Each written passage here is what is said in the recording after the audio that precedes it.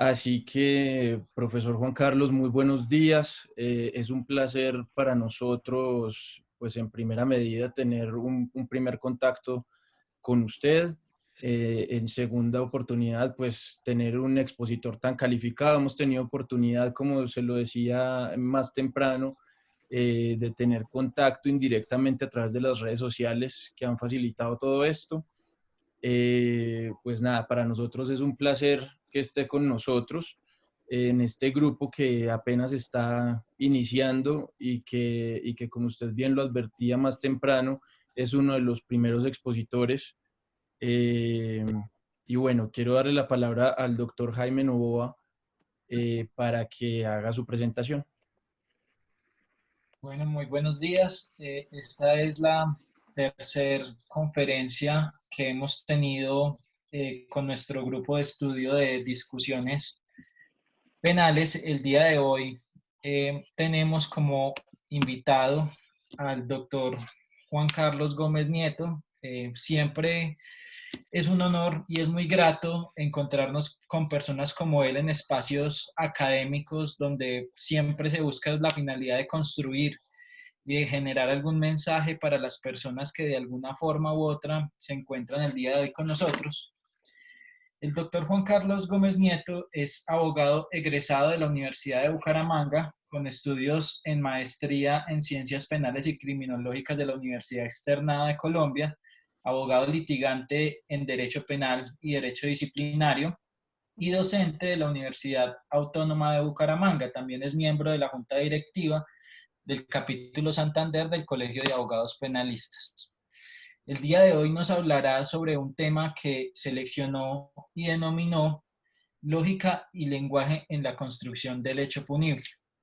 Es un tema bastante novedoso, referido a un autor alemán que está cogiendo fuerte tendencia en el mundo de la dogmática jurídico-penal, y creo que es un momento para invitarlos a que lo conozcan, lo lean, y con esta ponencia que de seguro va a ser excelente por lo juicioso y por las referencias que tengo del doctor Juan Carlos, pues los van a motivar a que ingresen en ese mundo de la lectura de autores alemanes como el que nos convoca. Entonces, no siendo pues más el objeto de esta presentación, los dejo con el doctor Juan Carlos, quien va a iniciar con la conferencia. Muchas gracias. Muy buenos días para todo el auditorio virtual. Mil gracias nuevamente, como ya lo veníamos haciendo hace unos minutos, para Andrés, para Jaime, que muy amablemente me han invitado a este espacio.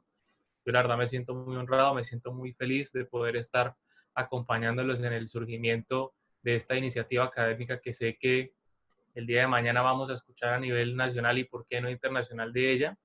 Y me encanta ser parte de estos proyectos, sobre todo cuando están iniciando. Los que son parte de la academia sabrán que estas cuestiones no son fáciles, no son sencillas. Y como hablábamos hace unos minutos, realmente no hay un interés distinto al de poder compartir el conocimiento, y cómo no iba yo a aceptar gustoso esa invitación. El día de ayer tuvimos una clase muy emotiva en el Centro de Estudios Sociojurídicos Latinoamericanos con el maestro Nodier Agüelo Betancourt. Y cuando fue presentado, el maestro Nodier decía: para definirme a mí bastaría que dijesen que soy un estudiante de Derecho Penal. Y si Nodier es un estudiante de Derecho Penal, pues imagínense lo que venimos a hacer todos nosotros, lectores, si acaso, del Derecho Penal. El tema que he querido traer para ustedes el día de hoy para que lo compartamos y lo estudiemos, se llama, como bien lo señaló Jaime, lógica y lenguaje en la construcción del hecho punible. Y va referido al pensamiento de un autor que actualmente es el director del Departamento de Derecho Penal y Filosofía del Derecho de la Universidad de Bonn en Alemania, que se llama Urs Kinshasa. Recordemos que en esa Universidad de Bonn han habido grandes directores, muchos de ellos penalistas. Entre algunos nombres importantes estarían Graf Sudona, Hans Belzer, Armin Kaufmann, Rainer Sachik, el mismo Gunther Jacobs y ahora Orskin Heuser. Entonces el día de hoy resulta importante que podamos aproximarnos un poquito, y realmente mi propósito es ese: aproximarlos un poco a lo que puede ser esa nueva teoría del derecho penal y del hecho punible propuesta por este autor.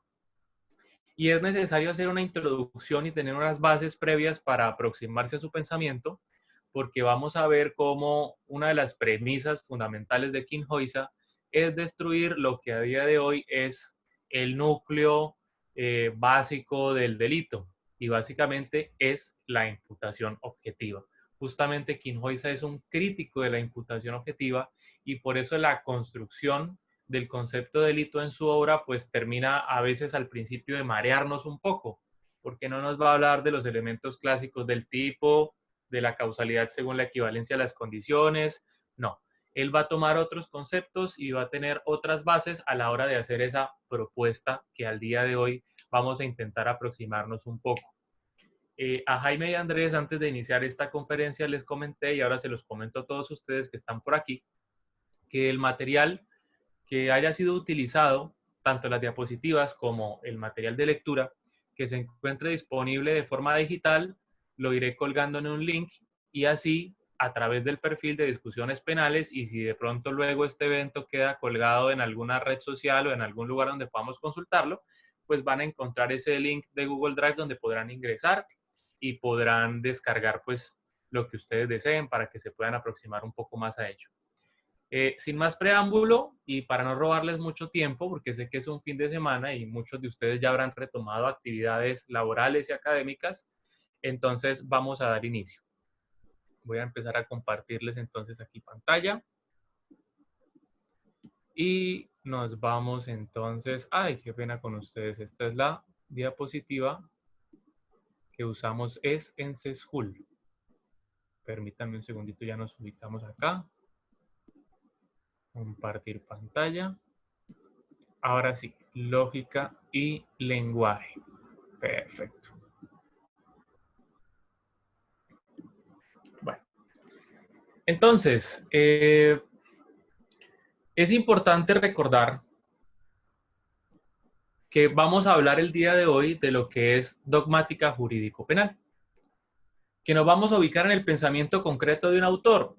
Y muchas veces cuando a uno le preguntan el por qué darle tanta trascendencia o tanta importancia a la dogmática jurídico-penal, pues algunas de las preguntas que dicen es, bueno, ¿y esto en qué cambia?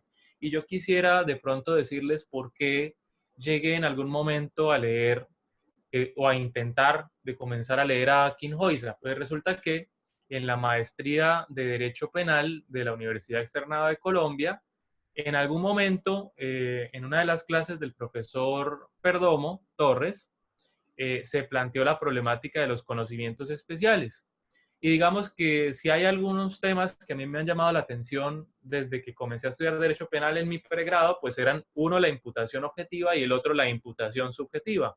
O sea, básicamente medio mundo del Derecho Penal.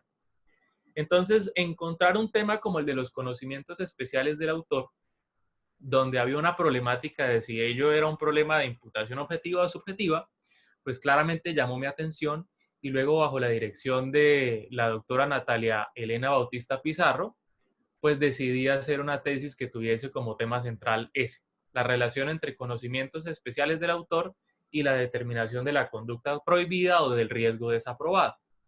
Entonces, aquí es donde vamos a ver una gran diferenciación entre las distintas posturas que normalmente encontramos en dogmática, y hay que recordar que no es esta una discusión netamente dogmática desde el punto de vista de los alemanes.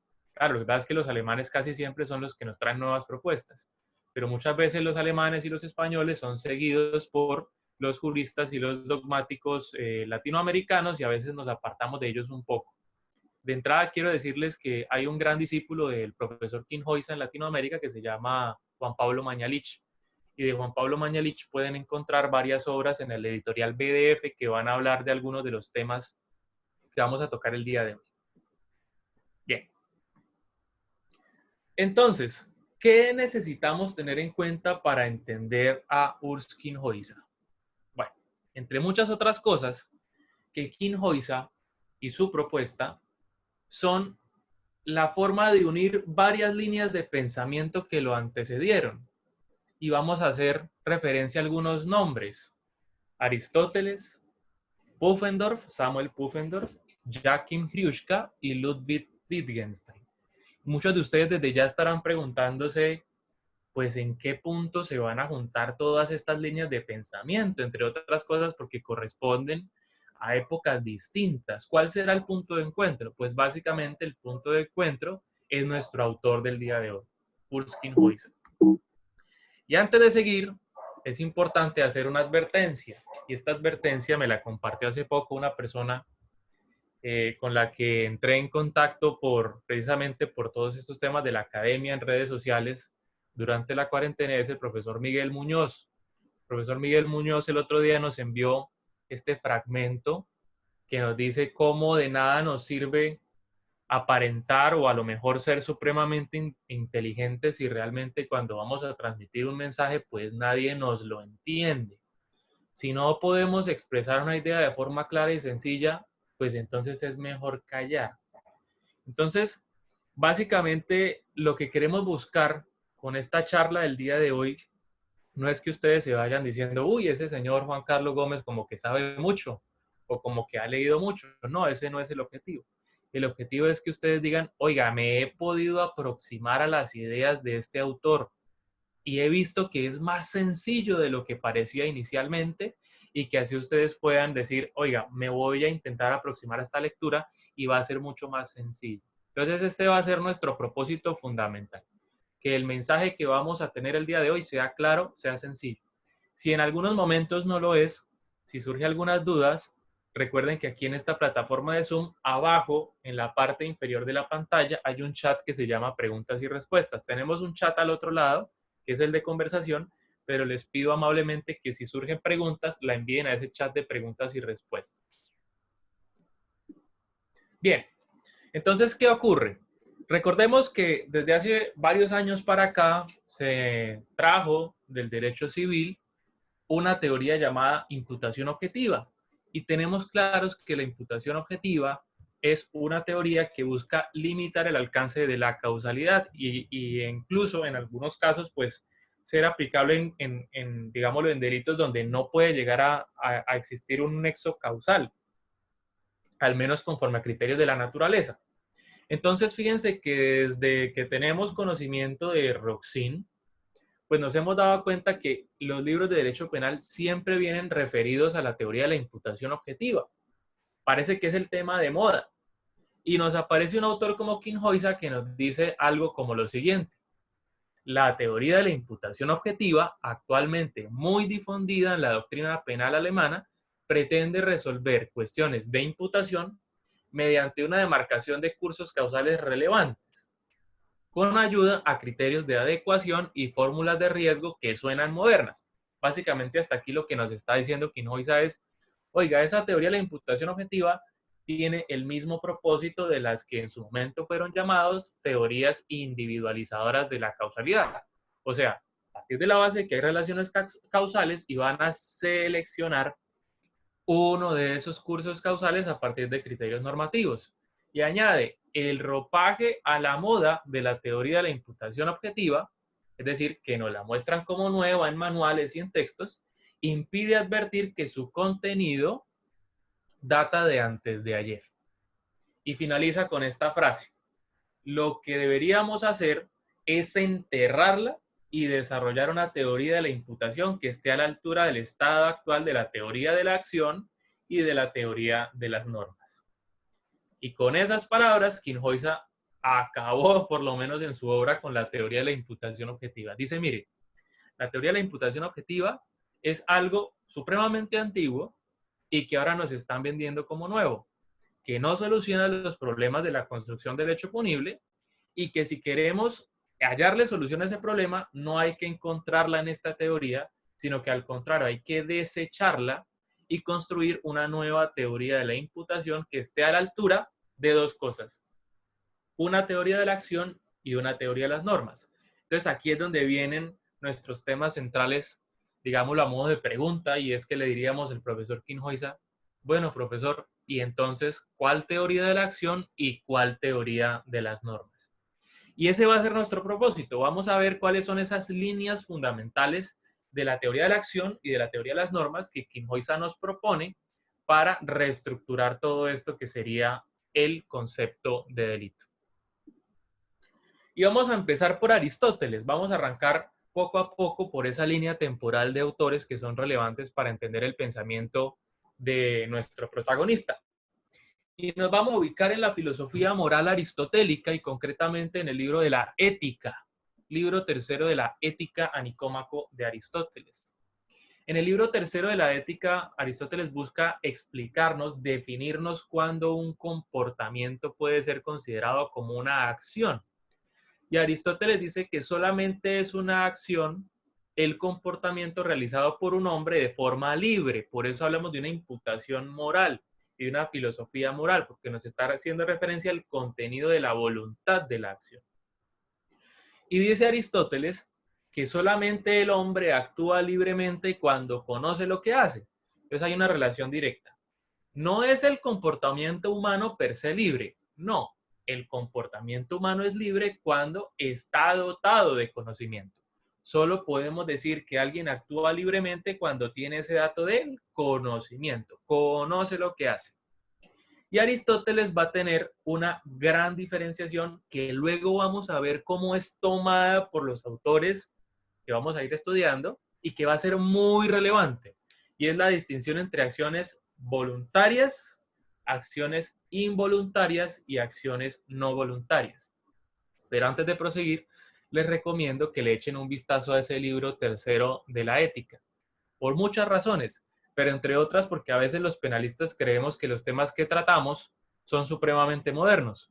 Y cuando uno va y lee el libro tercero de la Ética en Aristóteles, se encuentra que básicamente ahí Aristóteles reguló o al menos mencionó todas las causales de ausencia de responsabilidad que en Colombia tenemos en el artículo 32. Van a encontrar casos de estado de necesidad, de no reconocimiento de estado de inimputabilidad por el preordenamiento de un trastorno mental, por ejemplo, por ebriedad y demás. De verdad que es impresionante cómo a veces creemos que las cosas son modernas y esto realmente tiene un contenido supremamente antiguo.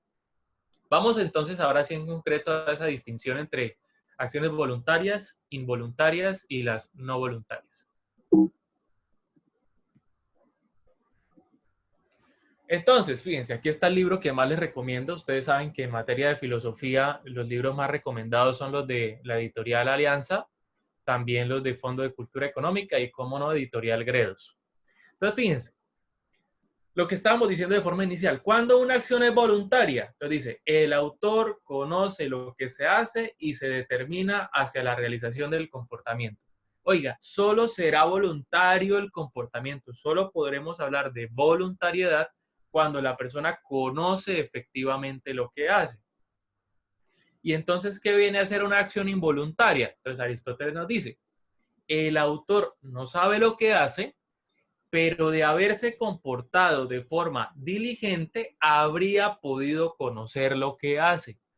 O sea que en principio, en las acciones involuntarias, hay un vicio en ese conocimiento, en esa voluntariedad. Pero ese vicio no excluye que la conducta deje de ser voluntaria. Ya vamos a ver esto cómo se encuentra más claramente en los autores que vamos a observar de forma posterior. Pero por ahora lo importante es que entendamos que la acción es voluntaria cuando el autor conoce plenamente su acto, que la conducta es involuntaria cuando el autor puede que no conozca todo, no es libre el 100% al momento en el que él ejecuta un comportamiento. Pero si él se hubiese comportado de forma diligente, habría podido conocer lo que traía implícito su acción. Y finalmente aparece la acción involuntaria o el comportamiento involuntario. Y aquí Aristóteles ya nos va a decir otra cosa, porque nos dice, el autor no conoce lo que hace y no habría podido conocer con la debida diligencia. Por eso aquí es importante que primero hay un no. Una cosa es voluntario, otra cosa es involuntario, donde hay una especie de vicio en esa voluntad, y finalmente es la ausencia de voluntad. Entonces, fíjense, esa distinción entre voluntario, involuntario y no voluntario. ¿Esto qué repercusiones trae en materia de acción voluntaria? Que el autor, al actuar libremente, es una causa moral, porque al momento de desplegar la acción, conoce. En la acción involuntaria, el autor es una causa moral del hecho, a pesar de no haber actuado libremente al momento de la acción. pero puede ser responsable por ese defecto en su voluntad que le impidió conocer. Mientras que en la acción no voluntaria, el autor no es causa moral, puesto que el acto es totalmente ausente de voluntad por esa ausencia de conocimiento de la cual él no es responsable. Entonces, ojo con lo que vamos a decir, porque esto ya empieza a ser importante. Recordemos que en Italia, cuando recordamos las clases del profesor Nodier Agüelo Betancourt y sus obras, hay un autor que es muy importante para el maestro Nodier, y ese es Carrara, Francesco Carrara. Recuerden que en la definición del delito, Carrara dice que el delito es una suma de fuerzas cuya esencia, y dice, el delito es un ente jurídico cuya esencia radica en la lesión a un derecho. Y más adelante nos va a decir que hay unos juicios que deben existir para que se pueda hacer responsable a una persona por una conducta delictiva. Y dice que hay una imputación física, hay una imputación legal, hay una imputación civil, hay una imputación moral. Y en materia de estudio concreto del delito, pues Carrara nos dice que el delito es la suma de las fuerzas morales y físicas, tanto objetivas como subjetivas. Y en la fuerza moral, Nodier y Carrara hacen referencia al aspecto subjetivo del delito. Y aquí es donde recordamos, ¿por qué será que a la escuela de Carrara la llaman escuela clásica? Denominación que le dio Ferri, discípulo de Carrara de forma posterior. Pues básicamente porque rescataba este principio de la filosofía moral de que el hombre era libre. Y recuerden que Carrara era un autor indeterminista, creía en el libre albedrío, mientras que Ferri no, Ferri era determinista. Entonces la manera más sencilla que encontró Ferri para ponerle una etiqueta a la escuela de Carrara era la escuela clásica, porque recordaba precisamente esta teoría de la imputación moral de la filosofía clásica. Entonces, fíjense cómo vamos a empezar a tener una especie de conocimientos básicos. Entonces, las acciones voluntarias por Carrara, perdón, por Aristóteles serán considerados como comportamientos intencionales porque el autor sabe lo que hace al momento de desplegar la acción. Ahora, los errores que se generan cuando el autor no conoce lo que está haciendo, lo que está realizando con su acción, pues podrán ser acciones involuntarias siempre y cuando ese mismo autor sea la causa de ese error o de ese vicio de la voluntad. Lo que podríamos transmitir para nuestro pensamiento moderno como los errores vencibles tanto de tipo como de prohibición donde hay sanción penal y, por ejemplo, la embriaguez que ha sido al menos preordenada para la comisión de una conducta punible a las luces de nuestro artículo 33 del Código Penal que habla del no reconocimiento de la inimputabilidad por el preordenamiento del trastorno mental. Y finalmente, cuando en esas situaciones donde el autor no conoce y como no conoce, por tanto, no puede querer, pues veremos que esos errores invencibles o esas situaciones de coacción insuperable, pues van a anular completamente la voluntad del autor. Entonces, fíjense que lo que vamos a rescatar del pensamiento aristotélico es que la acción es acción porque es voluntaria. Y aquí estará sonriendo mi gran amigo Santiago Tres Palacios por el tema de la palabra de la voluntad y el concepto de voluntariedad. Pero entonces dirá Aristóteles que el comportamiento es voluntario o puede ser catalogado como voluntario, involuntario o no voluntario a partir de que el autor pueda conocer lo que está haciendo, lo que está realizando al momento de la ejecución de la acción. Abandonamos entonces Grecia y nos vamos a ubicar en el pensamiento de Samuel Pufendorf y vamos a hablar de la teoría de la imputación. Ahora, muchos de ustedes habrán escuchado el término alic o actio libera in causa. De inmediato habrán pensado en nuestro Código Penal colombiano y en los manuales de derecho penal de los distintos países latinoamericanos, donde la actio libera in causa aparece citada para explicar por qué no le vamos a reconocer la inimputabilidad a la persona que preordena un trastorno mental para cometer un delito. Esa cláusula está expresamente señalada en el artículo 33 del Código Penal colombiano. Pero lo importante, y por eso hay que rescatar a Pufendorf, es que la teoría de la actio libera in causa no regula únicamente esa situación. Resulta que para Pufendorf había una posibilidad de hacer responsable a un autor por un hecho, y de ello se encargaba la teoría de la imputación. Y Pufendorf va a diferenciar entre tres juicios de imputación: la llamada imputación ordinaria, la llamada imputación extraordinaria y la inimputabilidad, que no tiene que ver con el concepto de inimputabilidad que hablamos en materia de culpabilidad. No es esa inimputabilidad. Sí guarda relación, pero no es justamente esa. Hay un libro chiquitico que se llama La imputación ordinaria y extraordinaria en Pufendorf. Es un libro que pueden encontrar dentro de las colecciones de estudios de la Universidad Externado de Colombia. Es un libro muy chiquito y que básicamente habla de todo lo que vamos a hablar en este pequeño espacio en el que haremos referencia a Samuel Pufendorf. ¿Se acuerdan entonces de que Aristóteles había hablado de las acciones voluntarias, involuntarias y las no voluntarias? Pues básicamente esa es la base fundamental para que Pufendorf luego distinga entre la imputación ordinaria, la imputación extraordinaria y la inimputabilidad. Se le llamará o se hará una imputación ordinaria a un autor cuando el autor, al momento de ejecutar la acción, actúa libremente. Se hablará de una imputación extraordinaria cuando al momento de ejecutar la acción, el autor no es libremente, no actúa libremente, no es un ser libre porque hay un vicio en esa voluntad. Y cuando no sea posible imputarle el suceso al autor de forma ordinaria ni extraordinaria, entonces el juicio será de un suceso inimputable. Y aquí recordemos un poco antes de seguir. La causalidad, o más bien las leyes causales, cuando estudiamos la causalidad, en teoría partimos de la base de que vamos a describir, vamos a observar una relación que aparece en el mundo. Por eso usamos leyes naturales. Pero la imputación, ese juicio de Zurechnung, busca establecer es una relación conforme a valores. Una relación entre un suceso, algo que sucede, algo que ocurre, y un autor, y aquí es donde viene lo importante, un sujeto que se va a transformar en autor y que será autor por ser causa libera del suceso. Entonces, cuando podemos decir que el suceso se le imputa al sujeto, el suceso pasa a ser un hecho, hecho porque es hecho por alguien, alguien lo hace, y ese alguien es el autor. Ese autor es justamente la causa libre, la causa moral del hecho. Nos acordamos nuevamente de Aristóteles como causa moral.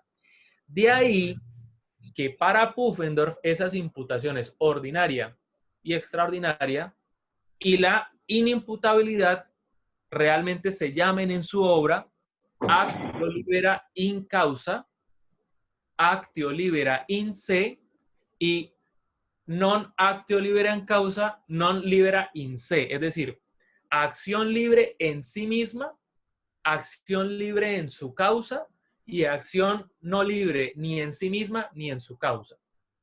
Básicamente eso es lo que quiere decir las siglas ALIC. Acción libre en su causa, actio libre in causa. Entonces, ¿qué ocurre? Que cuando hablamos de imputación ordinaria, entonces Pufendorf nos dice mire, yo este suceso se lo atribuyo al autor porque al momento de actuar el autor era libre, por tanto se lo imputo ordinariamente. Luego, en la imputación extraordinaria, Pufendorf dice, señor, usted no actuó libremente, no conocía, por ejemplo. Pero lo cierto es que usted es el responsable de que al momento de tener que actuar haya perdido esa posibilidad de determinarse libremente. No le voy a discutir que al momento de la acción usted no actuó libremente, pero sí actuó libremente cuando puso la causa para perder su libertad. Por eso se llama actio libera in sua causa. No la acción libre en sí misma, pero sí libre en su causa. Señor, usted es responsable de no haber estado en condiciones de actuar. Y si no le podemos atribuir el hecho al autor, ni de forma libre en sí misma, ni de forma libre en su causa, entonces el hecho no puede serle atribuido y por eso el juicio será de la inimputabilidad del suceso. Vamos a manejarlo con un ejemplo. Cuando yo salgo de mi casa y le doy un tiro a mi vecino y soy consciente de que estoy utilizando un arma cargada que tiene la posibilidad de producir lesiones e incluso la muerte, dependiendo del lugar donde impacte mi disparo, y conscientemente disparo a la cabeza del vecino, pues básicamente al momento de ejecutar la acción de disparar, yo conozco todos los datos necesarios para que mi comportamiento sea considerado como libre. Por tanto, si no muere, pues ese suceso se me atribuirá como un comportamiento en Aristóteles voluntario y en Pufendorf a partir de una imputación ordinaria. Ahora bien, ¿qué pasa cuando, por ejemplo, yo soy una persona supremamente descuidada, que soy desinteresada por las normas y, por ejemplo, en el marco de todos estos decretos que ha sacado el gobierno nacional para el establecimiento, llamémoslo así solo para efectos académicos, de las medidas sanitarias, y yo salgo desconociendo muchas? Fíjense que a día de hoy, con todos estos temas de la tecnología, estas normas nos las van enviando por redes sociales, nos las envían por WhatsApp, nos las hablan en el noticiero y demás. No quiere decir que por ese hecho ya tengamos que conocerlas absolutamente todas, pero quiere decir que nos queda un poquito más difícil alegar la ignorancia de la ley como excusa, ¿no? Entonces, ¿qué ocurriría si yo, desconociendo esas normas, pues termino ejecutando una conducta que pudiese llegar a ser punible de cara a los artículos o bien 368 o bien 369 del Código Penal colombiano, que se refieren a violación de medidas sanitarias y propagación de epidemia? Pues que uno diría, oiga, yo no sabía que mi comportamiento era contrario a derecho. Nos acordamos de Aristóteles, mi comportamiento no era voluntario, pero nos van a decir, señor, puede que usted no supiese efectivamente, pero lo cierto es que la causa de que usted no sepa es su desinterés. A usted no le interesa, usted vive en sociedad y ni siquiera se preocupa por estas situaciones. No le discutimos que usted ignore la norma, pero lo cierto es que usted es el responsable de esa norma.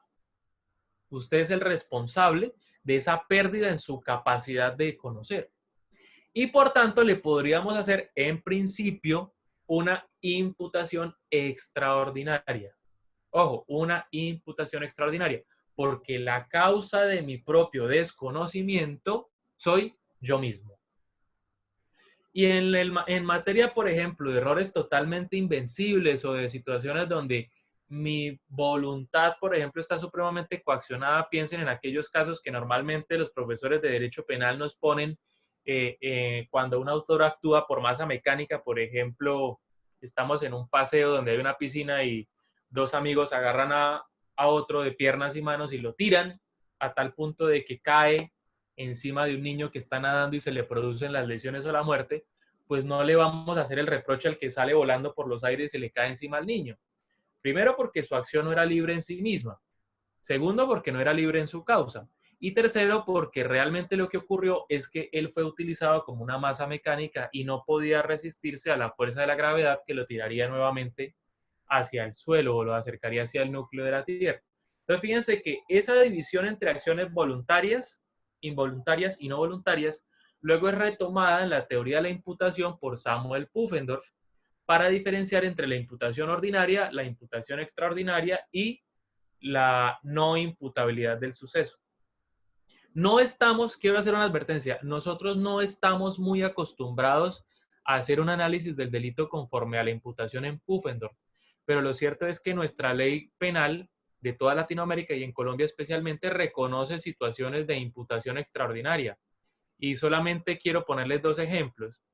¿Recuerdan ustedes el caso comúnmente conocido del preordenamiento del trastorno mental? Pues básicamente ahí es un estado en el cual nos dicen, mire, usted no era consciente al momento de ejecutar el delito o el injusto, pero lo cierto es que usted fue la causa de esa pérdida de capacidad de imputabilidad y por eso no le reconoceremos la inimputabilidad. Esa es la más fácil.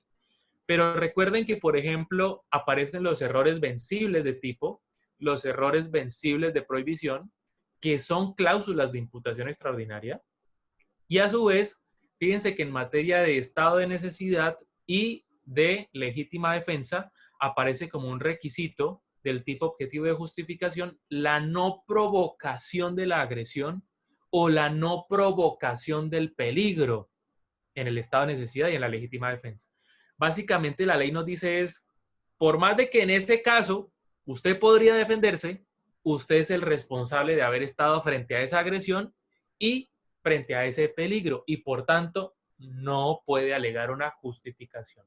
Porque ese hecho se lo vamos a atribuir de manera extraordinaria. Entonces, eso simplemente para que vean que este análisis de la imputación ordinaria como acción libre en sí misma y la extraordinaria como acción libre en su causa escapa del fenómeno que nosotros tenemos en ese artículo 33 del preordenamiento del trastorno mental. Sobre eso, justamente en la maestría del externado escribimos un texto con varios compañeros que se llama Cláusulas de imputación extraordinaria en la Ley 599 de 2000. Texto que subiremos al link que luego estará disponible para todos ustedes sobre el material que usemos. Fíjense, esto era lo que estábamos hablando hace un rato. Como en ese librito que se llama La imputación ordinaria extraordinaria en Pufendorf, entonces Hryushka, que es el siguiente autor del que hablaremos, nos va a decir cómo Samuel Pufendorf y otro autor llamado Daries, pues básicamente distinguía entre las acciones voluntarias, las involuntarias y las no voluntarias, y cómo ese juicio nos va a traer una imputación ordinaria, una imputación extraordinaria y una inimputabilidad del suceso. Fíjese que no perdemos como principio la imputación moral del suceso. Ahora sí me dio nervios porque veo que se unió un perfil que dice de nombre es que Urskin Hoysa. Si no es porque sobra una A, me pondría aún más nervioso. Saludos, profesor. Ahora vamos a entrar en materia de otro de los autores que tendremos que trabajar, que se llama Jakím Hryushka. Hryushka es un autor que a veces no es muy leído en Colombia. No es una doctrina que entendamos como muy amigable desde el punto de vista de Colombia y de Latinoamérica. Pero si leemos, por ejemplo, autores como Jesús María Silva Sánchez, Juan Pablo Sánchez Hostiz, vamos a ver que la teoría de Hryushka contagia en gran medida a quien lo lee. Es difícil alejarse de las tesis de Hryushka porque Hryushka es un duro en materia de teoría de la imputación. Pero claramente, para aproximarse a Hryushka, vamos a tener que tener conocimientos previos que hasta el momento espero que hayamos podido adquirir para los efectos propios de la exposición. Entonces, recuérdense, venimos de una filosofía moral aristotélica y de una distinción entre imputaciones ordinarias y extraordinarias con el mismo fundamento. ¿Y ahora qué vamos a tomar de Hryushka? Pues ahora de Hryushka vamos a tomar, primero, la distinción entre reglas de comportamiento y reglas de imputación, que es el componente lógico de Hryushka, y a su vez vamos a tomar el concepto del hexágono deontológico, que va muy de la mano con esa distinción entre los niveles de normas que deben existir para que un comportamiento sea considerado como delito. Entonces, este libro es una auténtica joya de editorial BDF, Imputación y Derecho Penal.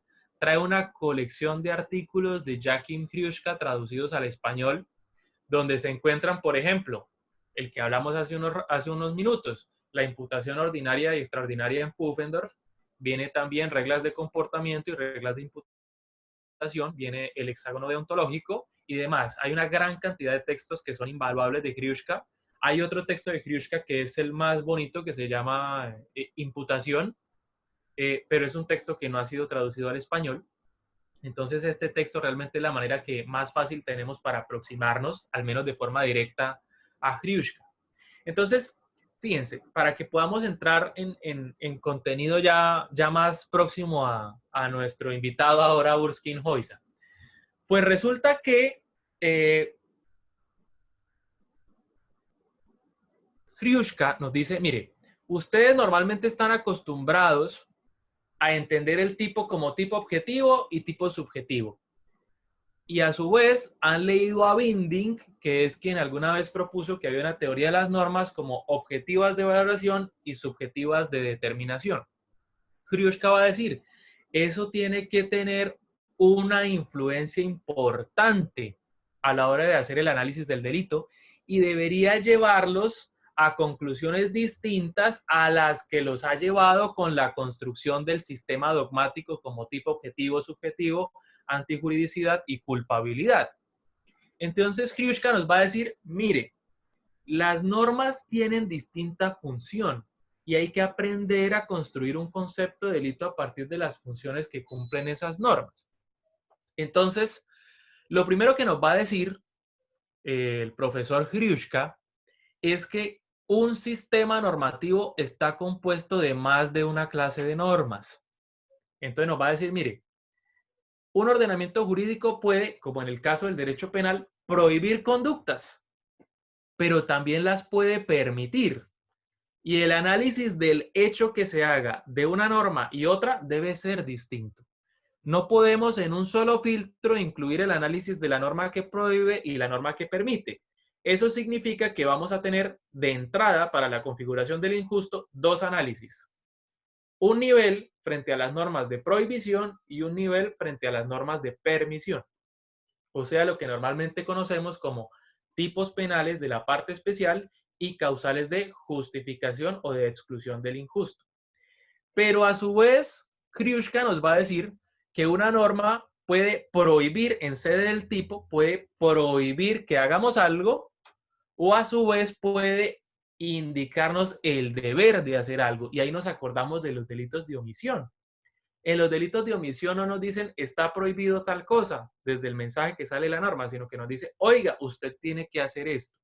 Entonces, en sede de tipicidad aparece una distinción entre las normas que prohíben y las normas que proscriben. Dicen, oiga, tiene que usted hacer esto, necesariamente tiene que hacer esta aportación. Y ahí es donde Hrushka nos va a decir, ahí sí acuérdense de Binding. Es decir, haga primero un análisis de lo que él va a llamar la antinormatividad del hecho. Mire usted a ver si el hecho es antinormativo. Y si el hecho es antinormativo, eso es independiente del autor. O sea, vaya y corrobore usted los que normalmente ha entendido como elementos del tipo objetivo. Entonces va a decir que esa primera función que conocíamos desde Binding como desvalor de resultado o norma objetiva de valoración, para él se va a llamar regla de comportamiento en función de baremo de medición. Suena muy enredado, pero básicamente lo que nos va a decir es, mida el comportamiento y la forma en la que lo mide es mirar el tipo objetivo, baremo de medición.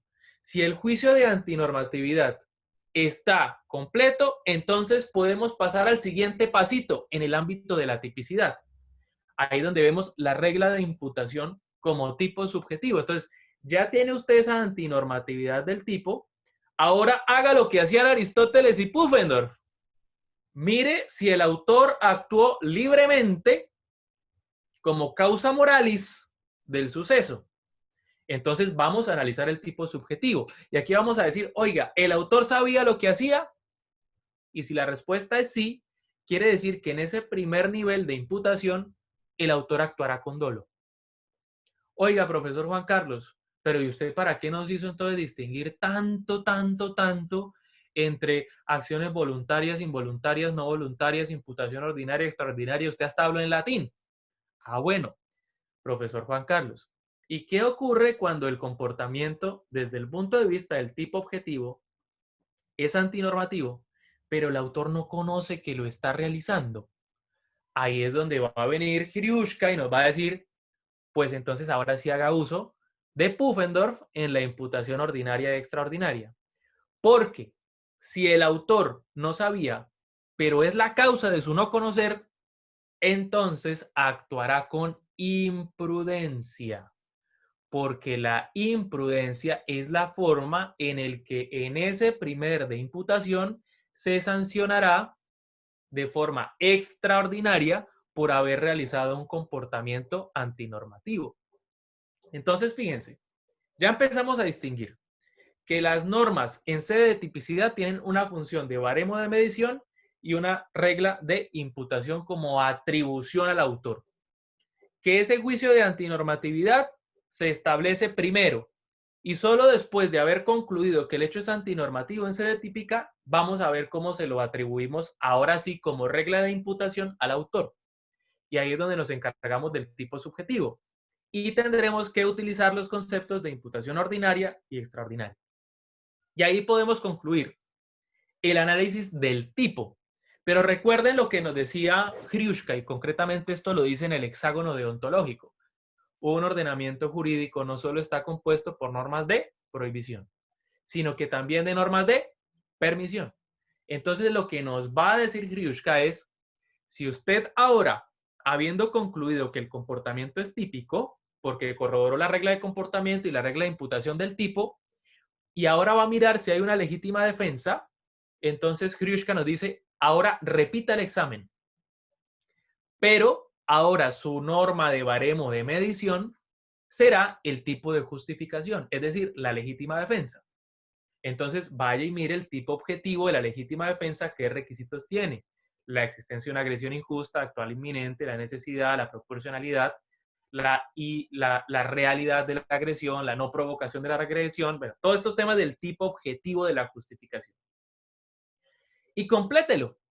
Ah, oiga, sí, se reúnen todos los elementos del tipo objetivo de justificación. ¿Eso qué quiere decir?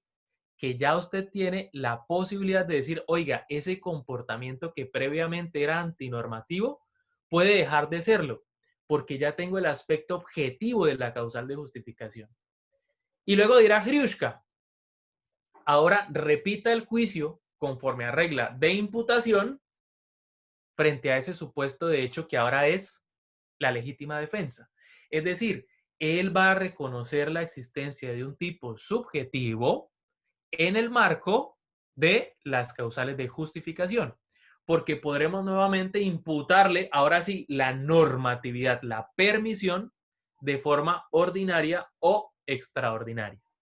Y solamente cuando hemos terminado ese doble juicio de regla de comportamiento como baremo de medición y regla de imputación como atribución de lo normativo al autor, podremos concluir lo que vemos ahí en el lado derecho de nuestra diapositiva, es decir, que hay un injusto.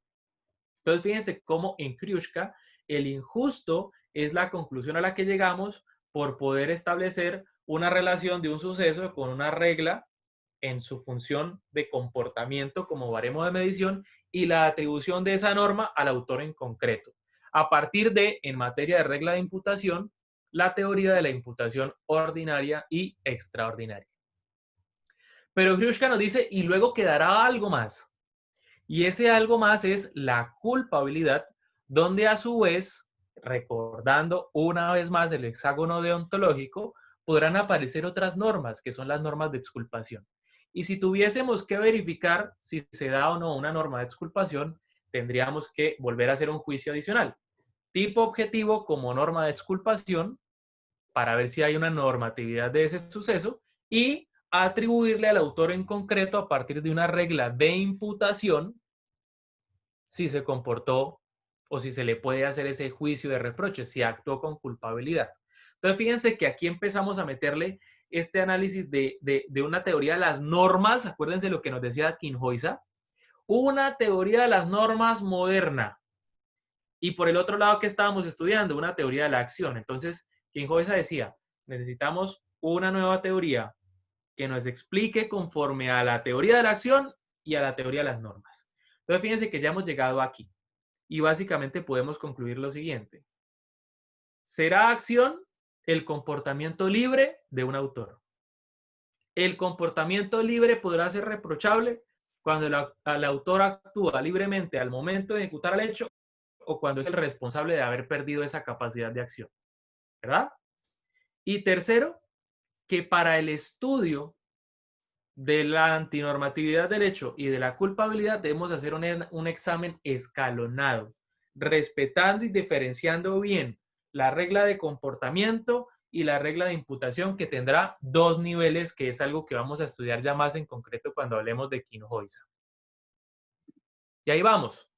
Nos falta todavía un portento, Ludwig Wittgenstein y su filosofía del lenguaje. No quiero marearlos mucho sobre este tema, y para los que sean un poco curiosos, en Twitter en alguna oportunidad escribimos un poquito sobre qué eran los juegos del lenguaje de Wittgenstein. Los invito para que si quieren consultar ese video, pues lo puedan hacer. Pero básicamente, en lo que vamos a necesitar para nuestra exposición, vamos a hablar de lo siguiente. Wittgenstein es un filósofo austriaco que tiene dos momentos de evolución o dos momentos importantes en su pensamiento, y eso ha llevado a que se entienda que hay un primer y un segundo Wittgenstein. El primer Wittgenstein es el que ustedes encuentran reflejados en una obra que se llama el Tractatus Lógico-Filosófico. Y el segundo Wittgenstein es el que encuentran en un libro que se llama Las Investigaciones Filosóficas. Concretamente, ¿qué decía Wittgenstein? Wittgenstein decía que los problemas de la filosofía estaban en que los filósofos hablaban de cosas que no se podían hablar. Wittgenstein decía, mire, si usted va a hablar, va a usar el lenguaje, pues el lenguaje es solo el lenguaje cuando las palabras tienen una correcta relación con el mundo, con lo que ocurre en el mundo. Entonces aquí nos vamos a acordar de un diálogo que se llama Crátilo, donde justamente van a aparecer las dos líneas de pensamiento de Wittgenstein, entre Crátilo y a su vez entre Sócrates. ¿Por qué? Porque en el Crátilo, esta teoría propuesta por Wittgenstein de que las palabras solamente son válidas cuando se refieren a una cosa en el mundo y que esa relación entre cosa y palabra hay que respetarla, era la postura que exponía en ese diálogo Sócrates. Entonces, ¿qué ocurre? Ese primer Wittgenstein decía, mire, filósofos, ustedes nos han metido una cantidad de problemas porque ustedes cuando hablan de cosas que no existen. Por ejemplo, el alma, por ejemplo, la metafísica. Decía, mire, ustedes resuelven todos estos problemas de la filosofía si ustedes aprenden cuál es la función lógica del lenguaje. Establezca la relación que tiene que existir entre cada palabra y cada cosa. Es lo que él llamaba palabra con un hecho atómico. Entonces decía, esa relación es la única válida para comunicarse. Cuando usted empieza a usar las palabras distintas conforme a esa relación, pues ahí es donde empiezan los problemas, porque no nos vamos a entender. Entonces el primer Wittgenstein buscaba esa en extremo relación lógica entre las cosas y las palabras. Y decía, para evitar problemas hay que únicamente expresarse así. Wittgenstein se retira porque dice que con su Tractatus resolvió todos los problemas de la filosofía y se va a reflexionar y se da cuenta que se equivocó parcialmente.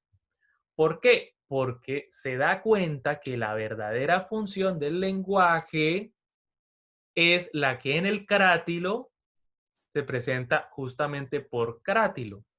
Y Crátilo en ese diálogo lo que decía es, mire, el uso de las palabras está relacionado con la manera en la que son utilizadas en concreto. Es decir, una palabra tiene un sentido a partir de la forma en la que la utilizamos. Y puede que esa forma de utilizarla no sea en un sentido lógico, pero aún así nos podemos comunicar con él. Entonces Wittgenstein descubre que la comunicación puede ser efectiva aún entre distintos usos del lenguaje, cuando hay múltiples palabras que pueden ser usadas de distintas formas. Y Wittgenstein nos va a decir, oiga, es que la acción y es que las palabras están usadas en un escenario que escapa de la distinción entre lo objetivo y lo subjetivo. Wittgenstein nos va a decir, oiga, mire, había una vez un autor filósofo que se llamaba René Descartes. Y René Descartes dijo que el hombre tenía dos componentes, cuerpo y alma, corpus rea y mens rea. Y a partir de ahí siempre hemos creído que el mundo hay que describirlo de una parte externa e interna. Pero no, dice Wittgenstein. Ustedes lo que tienen que mirar de la acción es lo que la acción es observable, ¿sí? Es decir, esta distinción entre objetivo y subjetivo pues realmente no existe. Solo observamos la acción como tal. Y claramente esa acción nos puede estar haciendo referencia a lo que nosotros entendemos como objetivo y subjetivo, pero no es porque esa distinción en la realidad exista. Entonces Wittgenstein nos dice, mire, las palabras pueden ser usadas en distintos contextos. Es decir, aparece el concepto de juegos del lenguaje. Para que yo pueda comunicarme efectivamente con alguien, no tengo que hacer un uso estrictamente lógico de las palabras y del lenguaje. Tengo que saber cuáles son las reglas de ese juego del lenguaje para poderme comunicar. Por ejemplo, aquí estamos entre abogados, todos y estudiantes de derecho, todos, al menos en mayor y menor proporción, saben que estamos hablando de lo que es típico, antijurídico, de lo que es culpable, de lo que es la imputación objetiva y demás. Esta charla sería terrible, por ejemplo, para un médico, porque ese médico no conoce las reglas del juego del lenguaje propias del derecho. Así como para nosotros sería muy difícil ir a hablar con un ingeniero, con un matemático, con un físico, con un químico.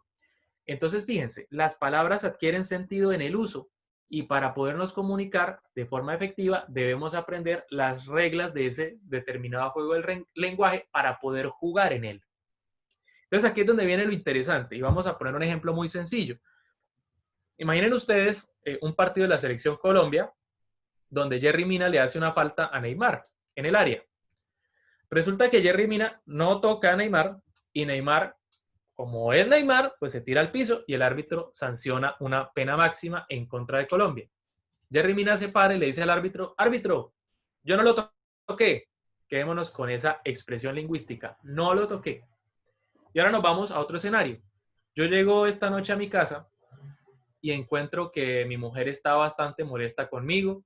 Veo que el ambiente está un poco denso, un poco pesado. Le intento hacer conversación y la veo que está bastante malhumorada. Entonces le digo, mi amor, ¿qué pasa? Y me dice, ¿cómo que qué pasa? Si es que llevamos ya más de 2 meses que tú ni me tocas. Entonces yo me paro y le digo, mi amor, me hubieses dicho, ¿cómo estás? Y me voy. Fíjense, hace rato no me tocas. Esa expresión lingüística. Entonces la pregunta es, si la palabra clave aquí es tocar, dígame por qué hubo una falla en la comunicación en el segundo caso que puse.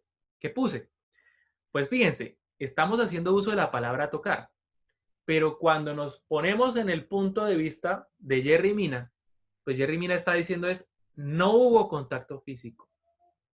Mi cuerpo en ningún momento tocó el cuerpo del otro jugador. Y así lo entiende el juez. Por eso sabe a qué se refiere. Pero si nos vamos al segundo evento, entendemos que el tocar en el marco de las relaciones afectivas implica algo distinto al mero contacto físico. Mi mujer me estaba diciendo oiga, ¿y usted hace cuánto tiempo o por cuánto tiempo más va a no hacerme el amor o no me va a hacer el amor? Entonces uno dice, fíjense, hay 2 juegos de lenguaje distintos.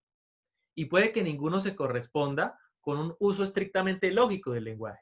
Pero lo que quiere decir es que en ambos podemos comunicarnos.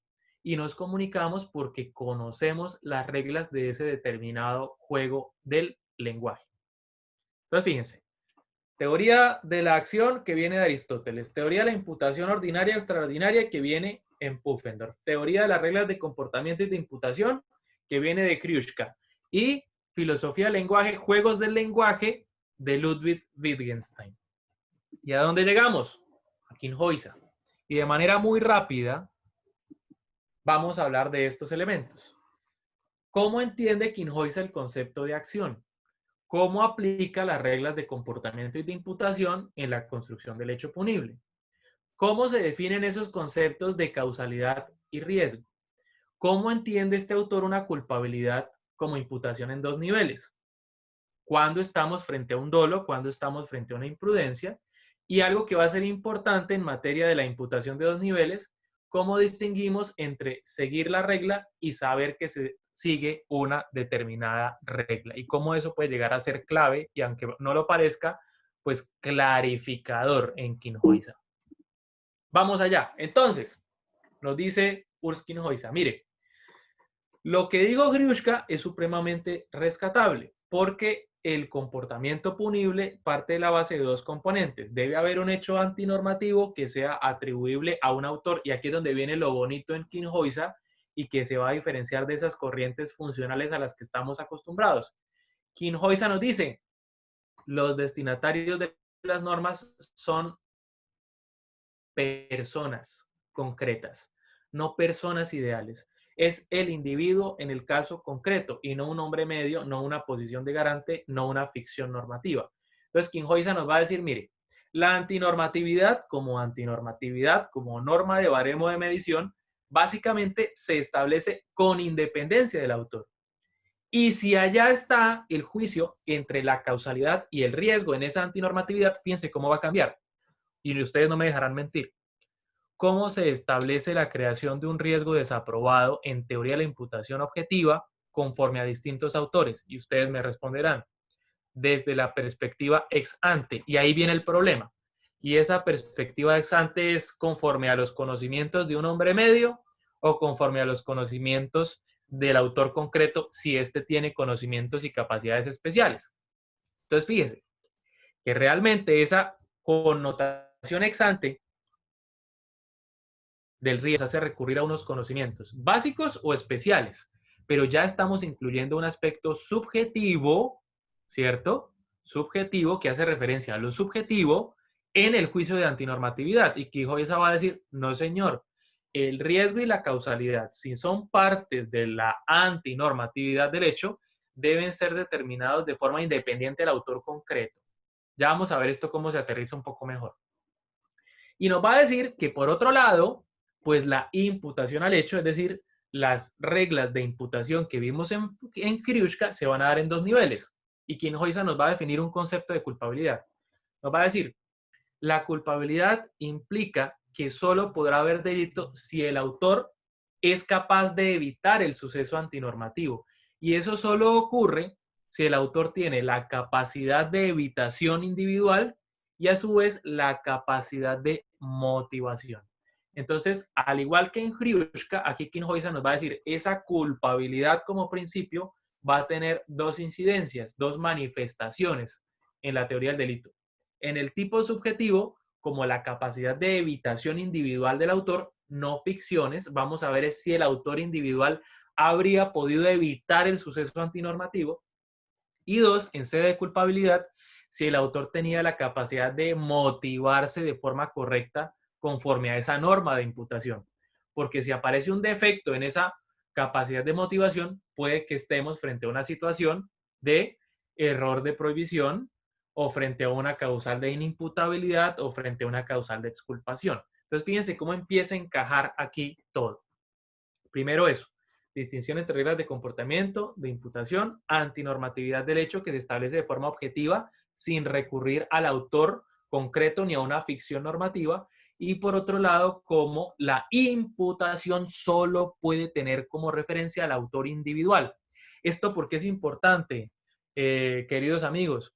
Si ustedes leen, por ejemplo, distintos autores como Roxino, en Colombia, Fernando Velázquez, les van a decir que cuando una persona no tenía la capacidad de evitar un suceso en sede de tipicidad, eso es un análisis que deberá hacerse en culpabilidad. Le dicen, no, el injusto se establece a partir de criterios de hombre medio. Si usted está por debajo, deberá así luego lo evalúan en la culpabilidad, pero ya en el tipo no. O sea, tenemos que aguantarnos la existencia de un injusto. Quijotza va a decir, no, ustedes no tienen sentido al hacer esa manifestación porque el destinatario de la norma de imputación de primer nivel, que hace parte del juicio del injusto, pues debe tener en cuenta la capacidad individual del autor concreto, no una ficción. Es el autor concreto el que se va a hacer declarado imputable en esa situación particular. Entonces no pierde el punto de vista del autor individual Quijotza. Esto nos lleva, oiga, entonces, ¿cómo entiende Quijotza el concepto jurídico penal de la acción? Entonces, aquí Quijotza se empieza a parecer un poco al discurso de las expectativas normativas de Jacobs. ¿Por qué? Porque Quijotza nos dice, mire, ¿quiere que yo le defina qué es una acción? Y dice, mire, la acción es el comportamiento que se espera que una persona realice entre un momento A y un momento B. Es decir, el mundo existe y hay un estado de cosas en ese mundo. Y yo puedo seleccionar dos momentos de ese estado de cosas, el estado A y el estado B, o sea, el momento 1 y el momento 2. Y la acción, para los efectos propios del derecho penal, aparece cuando yo digo que una persona debe hacer o evitar algo frente a ese cambio de ese estado de cosas. Esas cosas en el mundo, entre el punto A y el punto B, pueden ocurrir de la siguiente manera. Del A al B, algo puede ser creado. Del punto A al B, algo puede ser contenido. Del punto A al B, algo puede ser conservado, la situación puede ser conservada, o la situación puede ser destruida o alterada. ¿Sí? Él simplemente establece, si las cosas primero eran así y luego están así, la forma de explicar esos cambios son, oiga, el autor creó algo, el autor contuvo el estado, el autor conservó el estado o lo destruyó.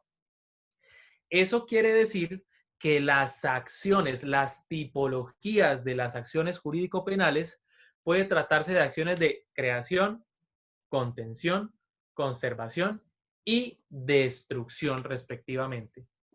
Fíjense que aquí lo que busca Quinjosa es explicarnos, así como Jacobs nos dice, venga, no hay lugar a distinguir entre acción y omisión porque tanto la acción como la omisión son la defraudación de una expectativa normativa. Entonces Quinjosa nos dice, mire, y usted puede defraudar la expectativa porque de un momento A a un momento B a usted le exigíamos que creara, contuviera, conservara o destruyera un estado de cosas. Son como esas tipologías que plantea Quinjosa a la hora de cuándo un autor debe actuar o no. Entonces nos dice, mire, ¿y esto es cómo se construye? Recurriendo a Ludwig Wittgenstein. Va a decir, mire, la filosofía del lenguaje nos permite afirmar que hay una acción cuando alguien crea algo, cuando alguien contiene algo, cuando alguien lo conserva o cuando alguien lo destruye. Esas son las tipologías de la acción. Y la acción, claramente, en un sentido aristotélico, pues debe tener un contenido de voluntad.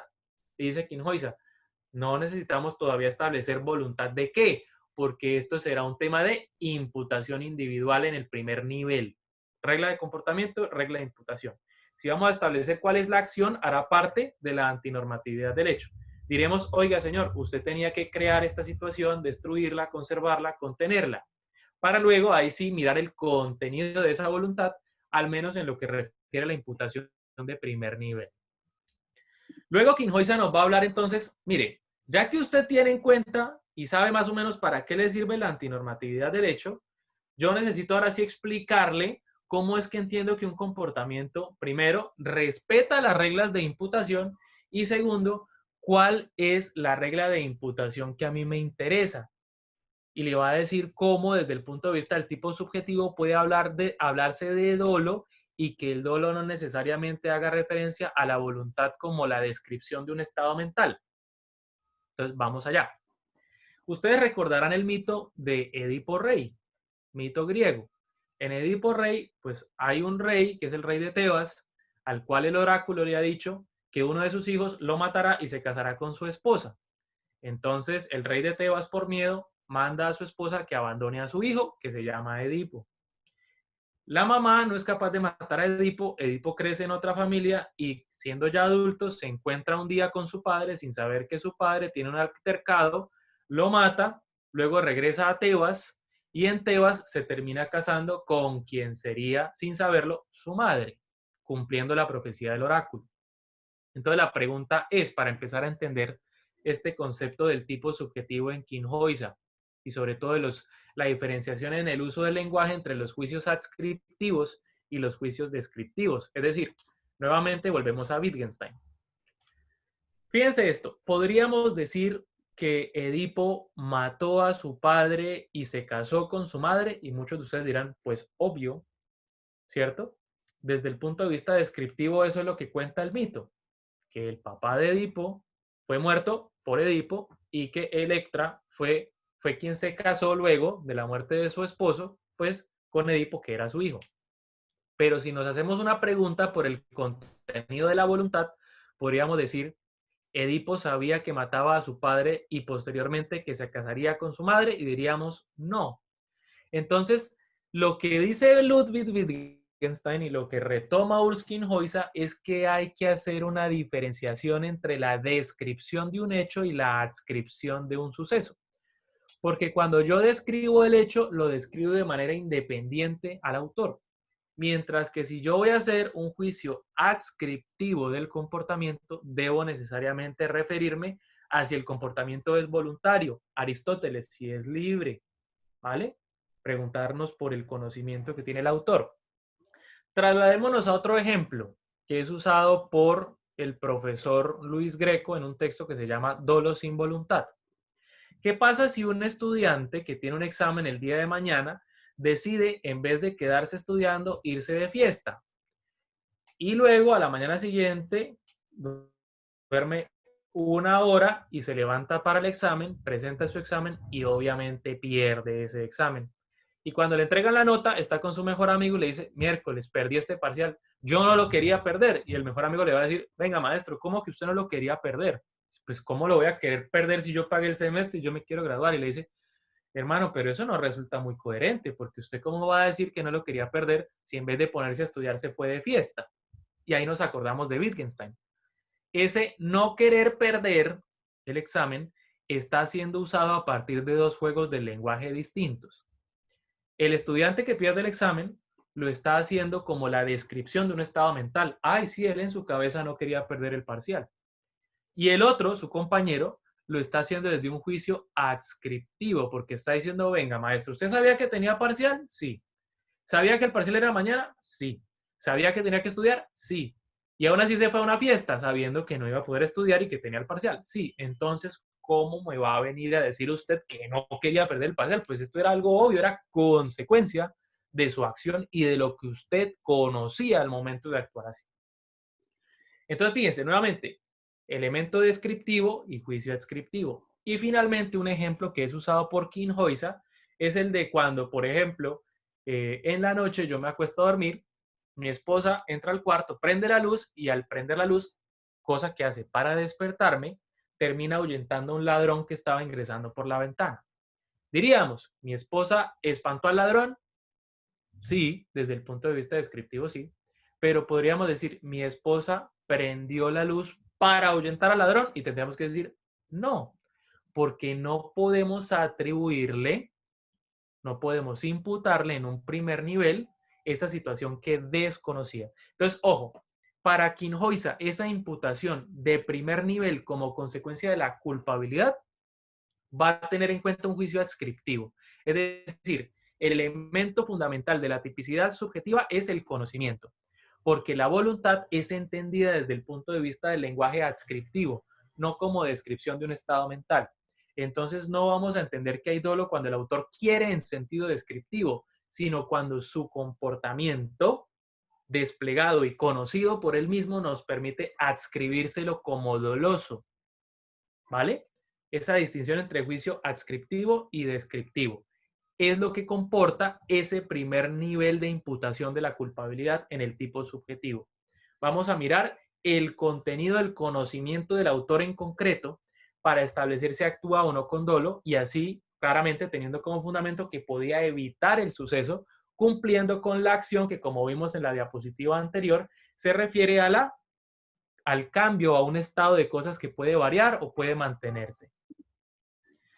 Y en la antinormatividad, fíjese que si ya Kinhoysa dice, oiga, el conocimiento válido para la construcción del delito es el conocimiento del autor concreto y eso se reserva la capacidad de imputación, entonces nos preguntamos cómo se establece el riesgo y cómo se establece el juicio de la causalidad. Y aquí Kinhoysa nuevamente toma una postura muy parecida a la de una autora que se llama Eichborg Pupp, que dice, mire, cuando usted habla de causalidad, ¿cierto? De la relación de causalidad del marco del derecho penal, estamos claros de que no es la causalidad que le interesa ni a los químicos, ni a los físicos, ni a los biólogos. En vez de andar buscando la causalidad que describen estas áreas de la ciencia, deberíamos es preguntarnos por cuál es la causalidad que le interesa al derecho penal, como ciencia que estudia la conducta humana. Entonces, Kinhoysa lo que dice es, mire, la causalidad y el juicio del riesgo, que hacen parte de la antinormatividad del derecho, hacen parte también de una cuestión de filosofía del lenguaje. Y en un texto que se llama Análisis causal y adscripciones de acción, Kinhoysa nos dice cómo se entiende una causalidad en sentido nomológico deductivo, a partir de un juicio nomológico, que básicamente vamos a tratar de hacerlo con dos ejemplos. Nos dice Kinhoysa, si yo enciendo un cerillo y lo boto en una casa y la casa se incendia, la pregunta sería, ¿cuál ha sido la causa del incendio? Y más de uno de ustedes dirá, pues la persona que tiró el cerillo encendido. Y Kinhoysa le contestaría, ¿y qué pasa si ese suceso ocurre en la luna? Diríamos, pues la casa no se incendia porque hay oxígeno. Entonces él diría, entonces la causa es el oxígeno. Y la causa es la existencia del cerillo. Y la causa es la existencia de elementos inflamables al interior de la casa. Entonces, fíjese que Kinhoysa lo que trata de decirnos es, mire, ese concepto de causalidad que hemos querido inventarnos para el derecho penal pierde de vista muchas cosas. Y es que el análisis causal implica que para que algo pueda entenderse como causa, deben concurrir dos cosas. Unos estados de cosas, unas condiciones necesarias que también son causas, y unas leyes, ahí sí, de explicación causal que pueden ser o bien naturales o estadísticas que explican el evento. Entonces, Quinjoisa nos dice, mire, a nosotros nos interesa es la explicación causal de un suceso, no la causalidad naturalística, no, la explicación causal del suceso. Y en la explicación causal del suceso podríamos decir, si están unas cosas dadas, la casa con elementos inflamables, con la existencia de oxígeno en la atmósfera y el cerillo, y una persona pone esa causa adicional que conforme a leyes causales y estadísticas podría incinerar la casa, entonces podemos decir que ahí hay una relación causal. Entonces vuelvo y les digo, no es la causalidad de la equivalencia de las condiciones, no. Y el análisis de una causalidad así entendida varía algunas respuestas que normalmente entendemos en el marco del derecho penal. Y a su vez, este análisis causal pues tiene una consecuencia de un análisis nomológico, que es algo muy distinto a lo que normalmente estamos acostumbrados. Esa postura de este análisis causal principalmente la podemos encontrar en este texto que les acabo de referir de Quinjoisa, en otro texto que se llama La explicación causal de Eichborg Puck y en algunos textos del profesor chileno Juan Pablo Mañalich. Por otro lado, en sede del riesgo, Quinjoisa lo que nos dice es, mire, ¿se acuerda lo que ya le dije de la causalidad? Bueno, pues el riesgo es la calificación que le damos a la causa puesta por un autor que se realiza o que se suma a las condiciones dadas y que podría llegar a producir un resultado. Y ese riesgo se establece independientemente del autor. Por eso Quinjoisa dice que hay un riesgo cuando en el caso que comúnmente encontramos en doctrina del guarda-agujas, es decir, hay un tren que va por una vía y hay una persona encargada de mandar el tren o por la vía A, por la vía B, dice Quinjoisa, ¿será que se concreta un riesgo cuando el guarda-agujas cambia el tren de la vía A a la vía B porque en la vía B ha habido un derrumbe sin saber que en la vía B también hay un derrumbe y por tanto produce la muerte del tren? Entonces él diría, ¿qué diría por ejemplo un Roxin o un Jacobs? Nos dirían, mire, el juicio del riesgo se hace desde la perspectiva ex ante, el autor ni un sujeto distinto podrían haber conocido de esa situación del derrumbe en ambas vías, por tanto no hay un riesgo. Y Quinjoisa nos va a decir, ¿cómo que no hay un riesgo? Usted me está mezclando los conocimientos del autor y el conocimiento para la determinación del riesgo. Nos va a decir, no, hay causalidad porque efectivamente el suceso ocurrió. Y habrá riesgo porque efectivamente cuando el guardaagujas cambió de dirección al tren, pues eso terminó produciendo el resultado. Entonces fíjense que aquí hay una premisa fundamental en Quinjoisa, y aquí es donde podemos ver esa crítica a la imputación objetiva. Dice, el riesgo y la causalidad son independientes al autor y son parte de la antinormatividad del hecho. Y la causalidad se establece conforme a reglas propias del juego del lenguaje de la causalidad para el tema jurídico penal.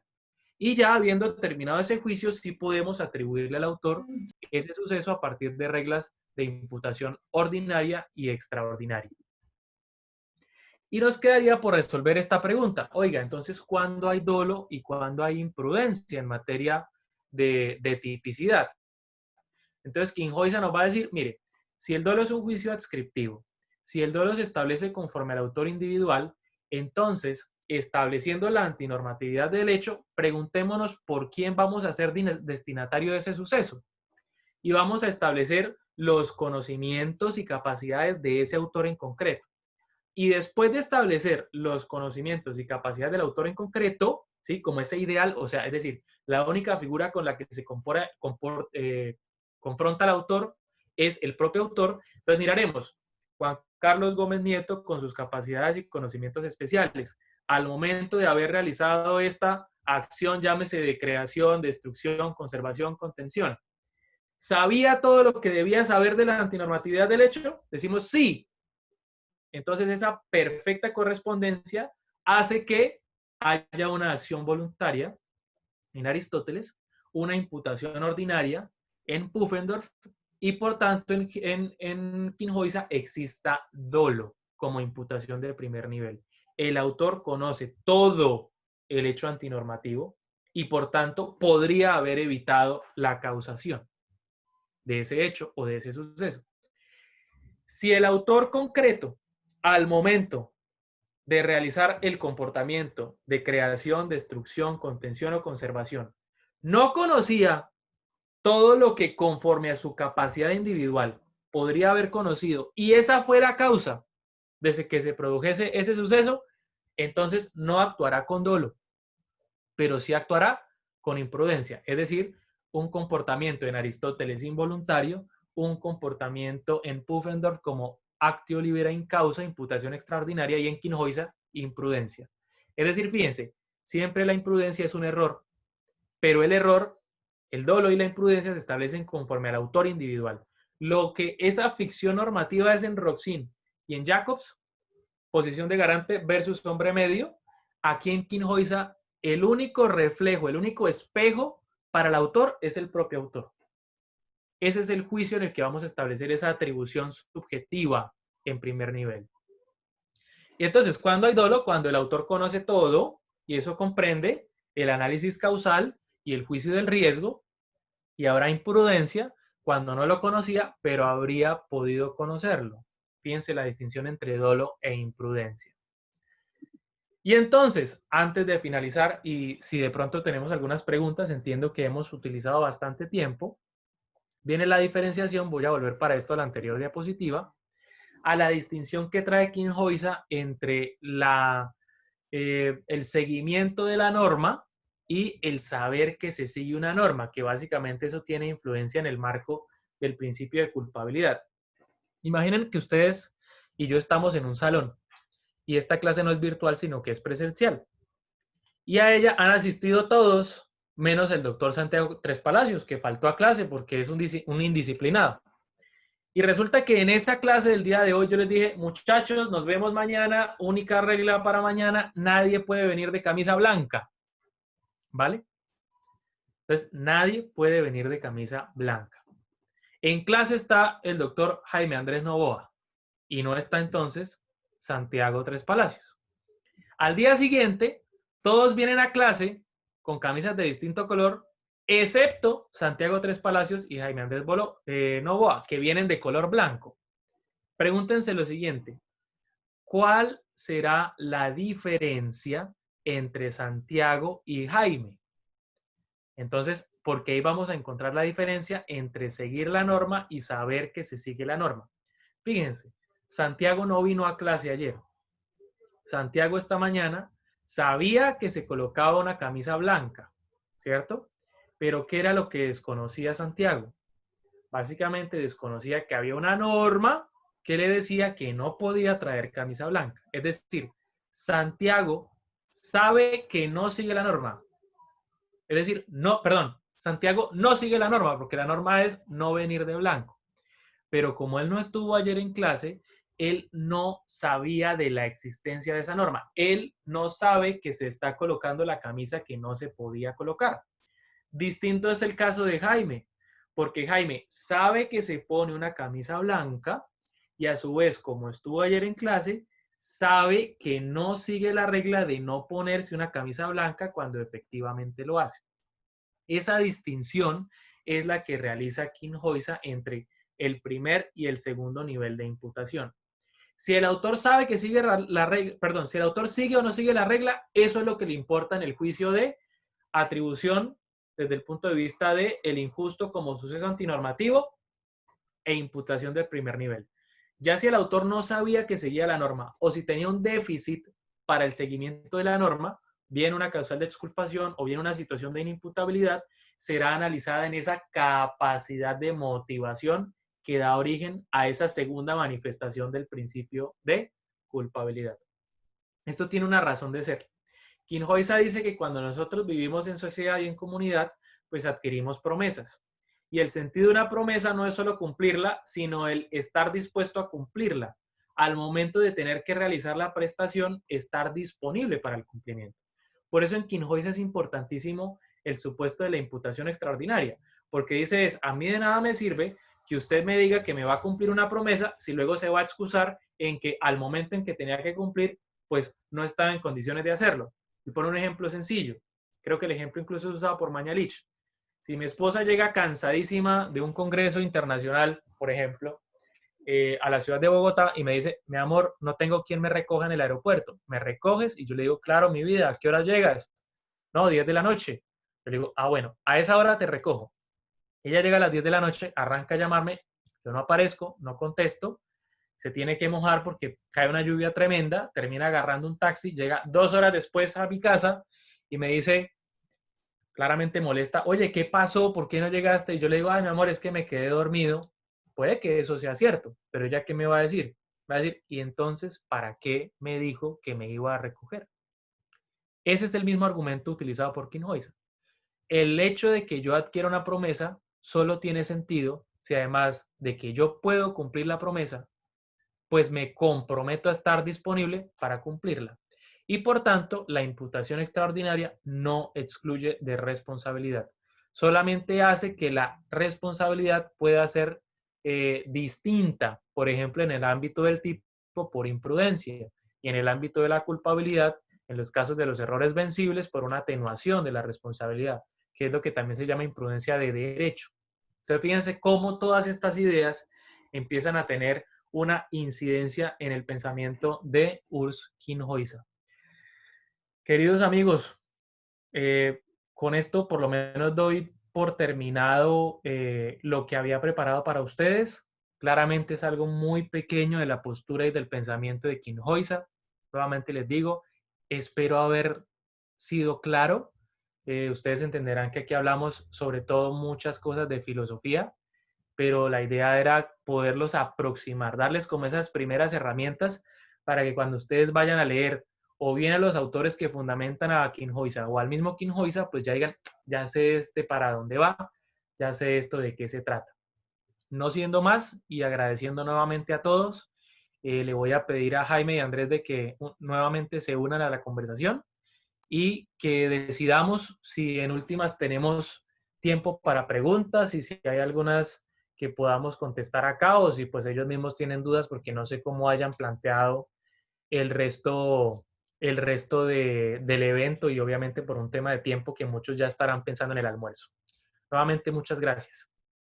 Bueno, doctor, pues darle los agradecimientos debidos por esta excelente conferencia.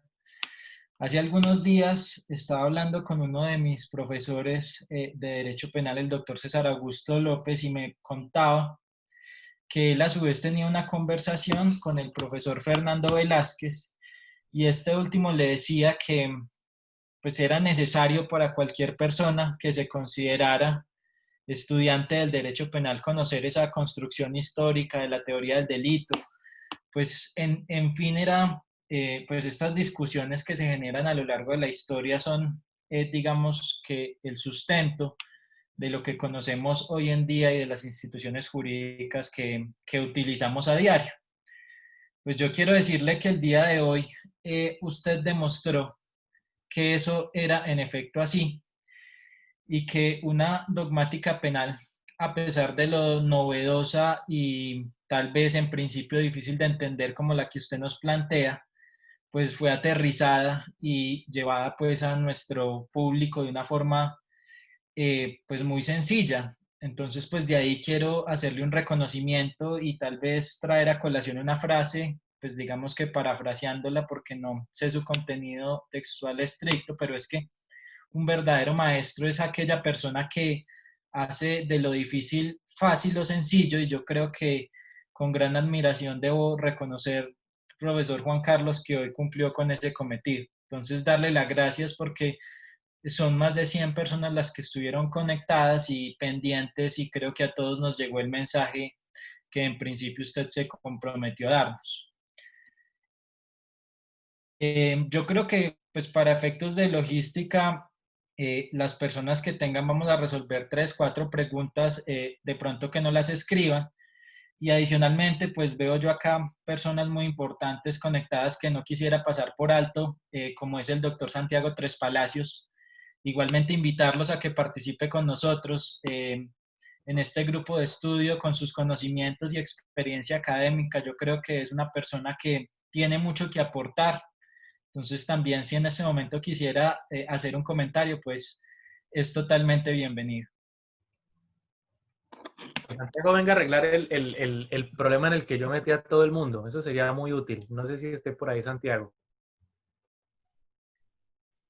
De pronto mientras el doctor Santiago habilita el audio, el video, si a bien lo tiene, doctor Juan Carlos, pues en primera medida yo quiero secundar los dichos del doctor Jaime porque son temas complejos, son temas que quizás a veces olvidamos la profundidad que tienen, porque el ejercicio profesional a veces se torna, digamos, de alguna manera casi que automático y pues precisamente la idea de estos espacios es que indaguemos sobre este conocimiento que está en una permanente construcción a nivel mundial y que incluso yendo a libros de Aristóteles y de filósofos de su época, pues siempre vamos a encontrar cosas nuevas, siempre vamos a encontrar un argumento eh, con el cual apoyar incluso un caso o apoyar una teoría que estemos construyendo. Yo creo que la invitación pues para las más de las 100 personas que estuvieron aquí con nosotros es que sigamos indagando por esos aspectos, que no creamos que son materia de las aulas de clase. Precisamente esa es la filosofía de estos espacios.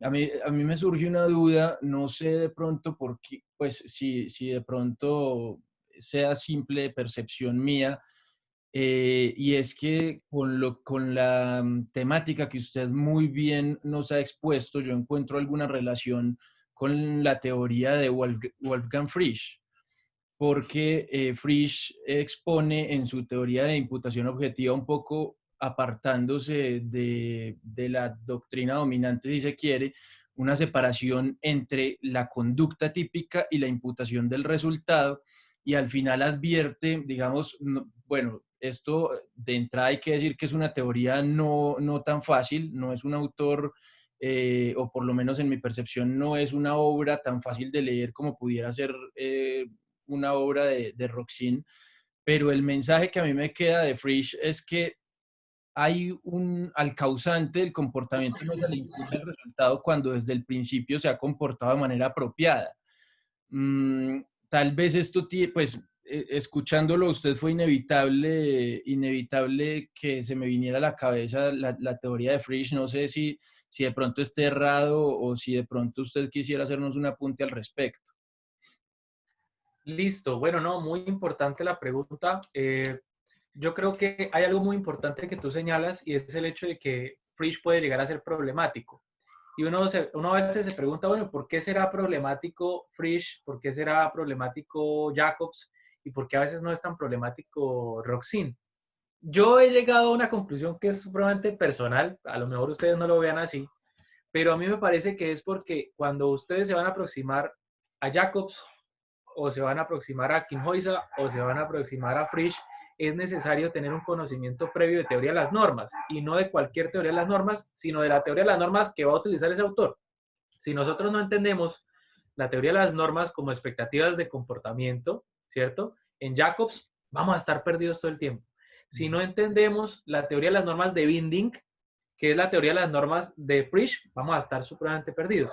Y aquí es donde yo creo que Andrés encuentra, y es de forma acertada, una similitud, y es que esas reglas de comportamiento como baremo de medición se asimilan a la norma objetiva de valoración que en Frisch da lugar a la realización del resultado y al desvalor del resultado propiamente dicho. Y en regla de imputación, pues básicamente es donde nosotros tenemos esa norma como imperativa, como subjetiva de determinación, que es la que en Frisch llama el comportamiento típico. Entonces, sí hay una relación, pero hay una diferencia entre ambos y es que en Frisch nuevamente no va a haber una atribución conforme al autor concreto, que es lo que busca establecer Kinhoysa. Le dice, mire, usted pierde toda claridad y todo propósito cuando ya le dirige la norma no al autor concreto, sino a la ficción. Y de pronto, esa era una de las preguntas que vi por aquí arriba y es, venga, ¿cómo podemos aplicar esto o qué paradigma nos cambia en el marco del derecho penal colombiano? Les voy a decir, mire, nosotros estamos en una sociedad donde uno no es decir, usted convierte a los ciudadanos en peloticas y los mete en una bolsa y usted no le va a salir una bola igual cada vez que meta la mano. Usted mete la mano y le va a salir Álvaro Uribe Vélez, le va a salir Gustavo Petro, le va a salir una cantidad de personas que piensan diferente, que tienen distintas capacidades de acciones, de motivaciones y de demás, ¿cierto? No todos tenemos el mismo nivel de educación, no todos tenemos las mismas oportunidades en la vida, de pronto recordando un poco también al profesor Eugenio Raúl Zaffaroni, que nos dice el derecho penal solamente alcanza a los que están más cerca de los que están más en la marginalidad y en la periferia de la sociedad. Entonces uno dice, esta teoría lo que nos dice es, mire, en una sociedad tan compleja, tan dispar, pues es ilógico que usted a una persona le enjuicie un injusto conforme a lo que sería un estándar. Cuénteme usted dónde está el estándar. ¿Será que podemos establecer un estándar? Entonces King Joyce dice, no, el único referente puede ser el autor individual. Y aquí es donde yo el otro día lo hablaba también con los amigos de CESCUL y decíamos mire, el Código Penal colombiano, lo único que dice en su artículo 9 es que para que exista una imputación no basta la causalidad, que tiene que hablarse de una imputación jurídica, pero no nos dice cuál. Entonces, realmente, el hecho de que nosotros nos hayamos querido casar con una teoría de la imputación objetiva y recurramos más a Roxin y a Jacobs, en principio, pues es una cuestión de lectura. Ahora, ¿por cuál sí deberíamos decantarnos? Y aquí espero que estemos de acuerdo, pues la que sea más próxima a nuestras normas del ordenamiento interno y a su vez a la forma de la estructura de los problemas de delincuencia de nuestra sociedad. Y creo que aquí King Joyce ya tiene un paso particular, porque yo digo, pues, ¿usted por qué me va a enjuiciar por algo que yo no puedo hacer o evitar? El juicio debo ser yo mismo, en el injusto. Pero sí es correcta tu apreciación, Andrés. O sea, esa intención de diferenciar conforme a argumentos de teoría de las normas es común tanto para Frisch como para King Joyce. Lo que va a diferenciar es dónde trazamos la línea en el uno y en el otro, y que yo creo que son puntos de vista distintos. O sea, el hecho de que King Joyce le haya metido filosofía del lenguaje al tema lo saca un poco del campo netamente jurídico, como lo es Frisch, que tiene un fundamento de teoría de la ponderación, y lo mete en el ámbito de King Joyce, donde ya hemos visto que el discurso es distinto y es diferente. O sea, se aleja mucho de lo convencional que hemos visto. O sea, casi que los temas jurídicos dices, venga, ¿de qué estamos hablando cuando hablamos de lo jurídico? Porque si no entendemos eso, lo jurídico, pues no termina siendo absolutamente nada, ¿no? Claro, Bueno, doctor Carlos. totalmente de acuerdo. Yo solo quería decir una cosa final que creo que es una apreciación que debe quedarnos a todos. Más allá de que esto supone una aproximación, digamos, mucho más concreta, esto, como usted bien lo decía, doctor Juan Carlos, al principio de su intervención, lo que busca es acercarnos al autor, acercarnos a las lecturas para poder profundizar estos temas, pero sobre todo creo yo que el gran mensaje sí será acercar el funcionamiento del derecho penal a la realidad. Creo que ese tener en cuenta la capacidad de cada autor, que quizá a veces lo tenemos en cuenta en las aulas de clase, pero en los procesos no, porque todo el mundo debía conocerlo, porque todos somos hombres medios, al parecer, en los juzgados. Entonces creo que ese sería el gran mensaje que dejaría yo, no sin antes, pues antes de darle la palabra al doctor Jaime, hacer una invitación pues, de seguir profundizando en este tema, y nosotros tenemos un grupo, además del grupo o de la página de Instagram, tenemos un grupo en WhatsApp en donde pues nos gusta compartir, está obviamente creado a propósito de estas actividades, para que compartamos pensamientos, para que compartamos jurisprudencias, para que compartamos diferentes temáticas, así que todos están invitados. Quien quiera ser parte de ese grupo, pues muy bienvenido. Así que, doctor Juan Carlos, nuevamente muchísimas gracias, y doctor Jaime, pues le cedo el uso de la palabra para las preguntas a que haya lugar. Bueno, muchas gracias, doctor Andrés Felipe. Por acá tenemos una pregunta de José Carlos. Dice, ¿qué opinión merecen estos tipos penales de violación a medida sanitaria y propagación de epidemia por estos días, teniendo como caso emblemático la situación presentada con la alcaldesa de Bogotá y su compañera sentimental? Bueno, antes de las preguntas, dos cositas. Nuevamente, muchas gracias a todos por esas preguntas que vamos a ir escuchando. Te agradezco, Jaime, eternamente que me vayas a hacer lectura de las mismas, porque cuando acabo una exposición de estas quedo agotado más mental que físicamente, entonces te lo agradezco mucho. Y finalmente, porfa, de aquí en adelante, y ojalá hubiese sido antes, doctor cero, o sea, cero de doctor, Juan Carlos o Juan, ¿sí? Sin problema, sin esa etiqueta que nada nos pone y más bien nos quita mucho. Eh, bueno, fíjense que esto es lo bonito de la teoría de la imputación. Pues uno no se tiene que casar con una en concreto. Mire, ¿qué opinión me merece el tema de los tipos penales de los 368 y 369 del Código Penal? Mire, yo creo que ese es un tipo penal con el que Frisch se frotaría las manos, porque Frisch diría, mire, es un tipo penal en blanco que tiene que ser rellenado con normas de carácter extrapenal, y desde ese punto de vista aparece y tiene una gran connotación lo que en Frisch se llama la teoría del comportamiento típico. Y es lo que en Roxin manejaría en sus sistemas de imputación como el fin de protección de la norma o el alcance del tipo. Y es lo siguiente: no la violación de cualquier norma de cuidado per se genera un riesgo para un tipo penal en concreto.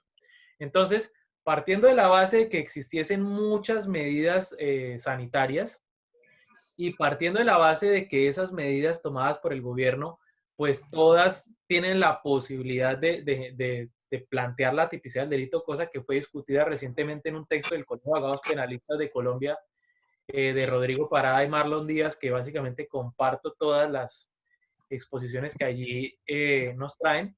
Pues lo cierto es que no basta la infracción de una medida sanitaria, sino que la medida sanitaria debe tener la posibilidad de evitar el sentido de la prohibición de la norma como tal. Entonces, ahí en esa conducta particular de ellas dos, pues yo no observo que más allá, si partiésemos de la base de que esa era una medida sanitaria, pues hubiese podido generar un riesgo de cara al 368.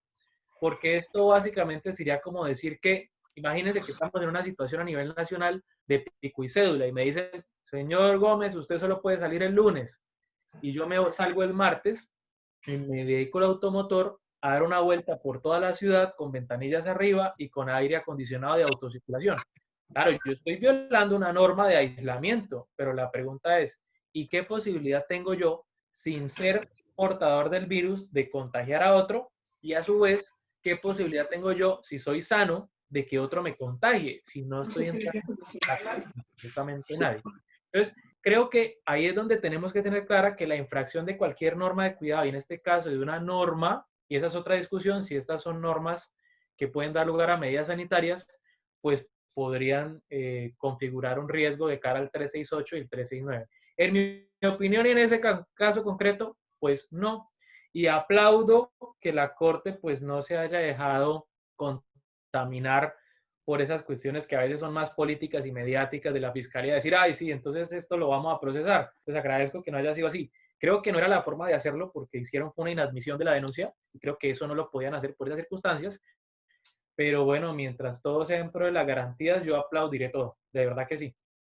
Gracias, Juan. Nos pregunta Anderson, que en el ejemplo de los alumnos, supongo en el que me puse la camisa blanca, el que asiste a clase y aún así va con la camisa blanca puede tenerse en cuenta en lo atinente a la percepción y estímulo en los conocimientos especiales para el cambio de dolo a culpa.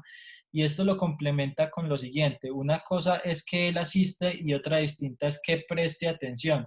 Puede que la clase no le interese y por ello no recuerde lo de la camisa.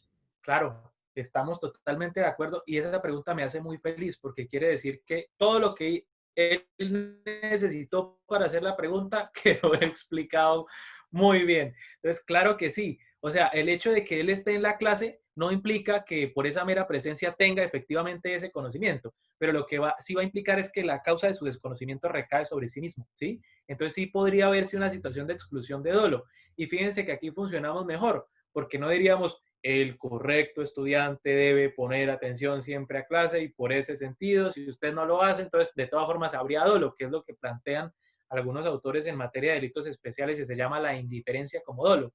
Ahora, Quinojosa tiene un texto sobre el tema, pero básicamente, claro, esos defectos que pueden ser del primer o segundo nivel de imputación tienen incidencia para determinar si el comportamiento es doloso o imprudente en clave de imputación ordinaria extraordinaria. Antes de que me hagan la siguiente, hay una que no es una pregunta, pero nos dice Natalia López, John Austin, ¿dónde entra ahí? Natalia, muchas gracias por la extensión, porque no teníamos todo el tiempo posible, pero claro, la teoría de los actos del habla, John Austin, Gish y también Hart tienen un importante aporte de cara a la teoría de Kinshasa, de cómo entendemos esa unión entre lo que a veces no vemos en doctrina jurídico-penal, que es un pensador alemán recurriendo a filosofía anglosajona. No, aquí sí lo encontramos, y esa es otra de las cuestiones novedosas en Kinshasa, que no es el que solo recurre o casi no recurre realmente a Kant y a Hegel, va a otras cuestiones filosóficas para desarrollar sus líneas de pensamiento. Bueno, Juan, acá tenemos a Brian Calderón, nos pregunta, primero, ¿podría hablar nuevamente del hexágono deontológico e igualmente comentar la propuesta de Kurzka, ahí perdonan la pronunciación, y la permanente dualidad entre el análisis de la teoría del delito? Una pregunta bastante larga. ¿Qué fue lo primero que dijo el hexágono Claro, deontológico? Que no si le podría como reiterar o hablar nuevamente del hexágono deontológico.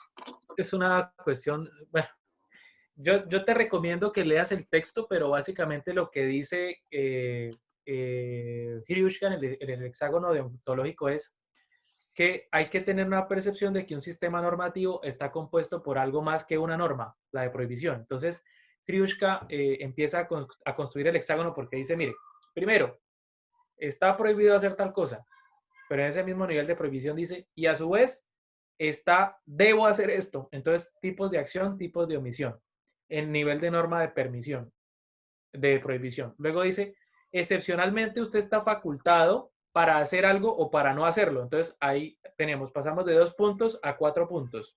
¿Listo? Entonces, aquí aparece el cuadrado deontológico, porque tenemos una clase de norma, 2 clases de normas, 3 clases de normas, 4 clases de normas. Nos dice, a su vez, en un comportamiento que estemos analizando, puede haber un comportamiento que no esté ni prohibido ni obligado. Entonces aparecen las acciones neutrales, aquí abajito. Lo que no está prohibido ni está obligado. Y a su vez encontramos las normas de exculpación que están arriba, que nos dice, excepcionalmente esto se puede hacer. Entonces esas 6 aristas forman un hexágono deontológico para el análisis de la conducta punible conforme a las distintas clases de normas que hay en un ordenamiento. Esa es básicamente la cuestión del hexágono deontológico, de cómo desarrolla las posibles hipótesis de valoración de conducta frente a las normas. Bueno, acá finalmente tenemos, pues para no hacer más extenso lo largo que fue la ponencia, tenemos una pregunta final de quien pudiese estar cometiendo una defraudación personal del profesor Kinshasa y nos pregunta, tal y como están previstos los principios de tipicidad, antijuricidad y culpabilidad en el Código Penal, ¿es posible aplicar los sustentos teóricos de la teoría del lenguaje y las normas?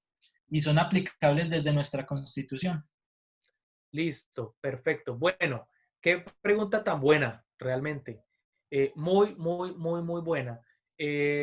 Quisiera hacer referencia a 3 cositas muy puntuales. Y sobre todo a ver en qué punto pueden discrepar.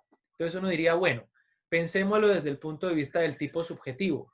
Entonces uno diría, desde el tipo subjetivo, ¿es posible entender un dolo como un juicio adscriptivo? Y yo creería que sí. No sé si por ahí todavía esté Santiago, pero con Santiago ya llevamos 2 oportunidades en las que dialogamos del tema. La redacción de los artículos 22 y 23 del Código Penal colombiano no hacen referencia a un dolo en sentido adscriptivo, hay que decirlo. Ahí se habla de una voluntad en sentido de descripción de un estado mental, como aquel estudiante que a pesar de su irresponsabilidad dice que no quiere perder el examen. Pero lo cierto es que la jurisprudencia y la doctrina nacional coligen en que la teoría para la evaluación del dolo eventual es la teoría de la probabilidad, donde justamente falta el elemento volitivo. Entonces, en ese orden de ideas, creo que no es muy problemático y creo que básicamente sería más consecuente y más coherente entender el dolo como un juicio adscriptivo, primero porque no cambian las consecuencias y segundo porque es más convincente el argumento desde el punto de vista de Kinshasa. No es solo de Kinshasa, vuelvo y repito, también es una línea desarrollada entre otros por Luis Greco y recientemente un profesor que hizo su doctorado en la Universidad Pompeu Fabra de Barcelona, un brasileño que se llama José Carlos Porciúncula Neto, que justamente aplica a Quinjoisa, aplica a Habermas y aplica a Wittgenstein en la teoría del delito. Eso en el lado del tipo subjetivo. Ahora, en materia de errores, aquí sí viene algo curioso, y es que recuerden que hablamos que para Quinjoisa, tanto para Hryushka, hay un dolo de justificación. Y esto es lo bonito, que en materia de dolo de justificación, solamente podrá haber dolo de justificación si el autor conoce los hechos que constituyen la, en este caso, normatividad del hecho. Y ese doble juicio de imputación de primer nivel frente a la norma prohibitiva y permisiva nos lleva a la siguiente conclusión, y es que, siguiendo ese punto de vista, los errores sobre los tipos permisivos, en esencia, serían errores de tipo, o más bien, más que errores de tipo, serían errores que excluyen el dolo en el injusto. No por una cuestión político-criminal, como lo plantea nuestro código, sino porque en últimas, ese juicio de imputación de primer nivel incluye que el autor conozca que su hecho es antinormativo. Y si cree que no es antinormativo, habría un error y ese error excluiría dolo. Entonces, eso me parece bonito realmente, porque básicamente uno dice, oiga, no coincide, y realmente coincide con el Código Penal colombiano, no por el argumento, pero sí por la consecuencia. Entonces, también podría ser aplicable. En materia de imputación objetiva, fíjense, Quinjoisa abandona la imputación objetiva. Nunca dijimos que Quinjoisa tuviese como criterio la imputación objetiva. No, él tiene su riesgo en el injusto y concretamente en la antinormatividad y su juicio de imputación individual luego de esa antinormatividad. Entonces, yo creo que las normas del Código Penal no establecen una restricción. Y lo otro que puede llegar a ser bonito de la pregunta es que justamente en mi tesis yo tuve que hacerme esa pregunta. En materia de conocimientos especiales yo debía decir cuál era la teoría más aplicable para Colombia. Y yo decía, mire, yo creo que indudablemente es esa, la de Quinjoisa, porque es que la de Quinjoisa parte de la base de, por un lado, el principio de legalidad y por el otro, el principio de la capacidad individual, o sea, nadie está obligado a lo imposible, ultra posse nemo obligatur, decían los latinos, los romanos, perdón. Entonces, nadie puede estar obligado a lo imposible. El fundamento de mi responsabilidad es lo que yo puedo hacer o evitar. Entonces, creo que a partir de ese respeto, de ese principio, Quinjoisa termina siendo el más garantista, que eso es importante. Claro, tiene la etiqueta de que, derecho penal funcional, y la gente tiende a creer que el derecho penal funcional en cualquier punto tendrá que ser más expansivo. Y yo creo que no. Quinjoisa es la máxima muestra de eso, de que no es expansivo porque dices, tú respondes por lo que tú eres, no por lo que haría X o Y o Z, sino por lo que harías tú. Y el hecho antinormativo lo determino es sin tenerte en cuenta como autor. Y creo que eso es importante. Y fíjense que aquí no es que estemos adoptando una teoría más sencilla. En algunos puntos podrá ser más sencillo hablar de Quinjoisa y en otros no. Pero no por eso deberíamos escoger una u otra teoría.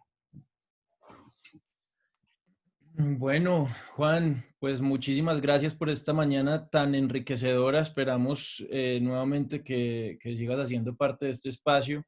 Al profesor Santiago Tres Palacios que no habilitó su cámara. En todo caso, también lo esperamos por acá. Estará muy bienvenido a nuestro grupo. También se conectó el profesor Rodrigo Parada, con quien entiendo que trabajas tú, Juan. Así que, bueno, pues muy bienvenidos a todos. La difusión que le podamos dar al grupo, pues finalmente esto será un espacio para que compartamos criterios y generemos debates que a veces no podemos estar todo el tiempo conectados en este tipo de espacios. Nosotros intentaremos que sea de una manera muy constante, pero en todo caso que tengamos espacios muy constantes, muy frecuentes para compartir información y novedades en esto que tanto nos apasiona y nos gusta como el derecho penal. Así que, Juan, muchísimas gracias, y a todos los asistentes, muchas gracias por estar aquí esta mañana de sábado. Bueno, no, muchas gracias nuevamente. No sabía que se había conectado con Rodrigo. Yo con Rodrigo tengo un problema, es que no sé cómo nombrarlo, por eso simplemente le digo Rodrigo, porque Rodrigo fue mi profesor, fue el tipo que me caía gordo, fue mi jefe, luego fue mi amigo, luego ha sido mi mejor amigo y hoy en día es mi socio. Entonces yo ya prefiero decirle Rodrigo porque ya no sé cómo decirle. He tenido tantas etiquetas que ya no me puedo decantar. Entonces digamos que se conectó Rodrigo. Así es. Bueno, Juan, muchas gracias. Que estén No, bien y feliz fin de semana para todos. Gracias. igualmente, feliz tarde Juan, para un todos. abrazo y saludos a todos, que estén muy bien. Jaime, Feliz fin de muchas semana. gracias. Que estén muy bien.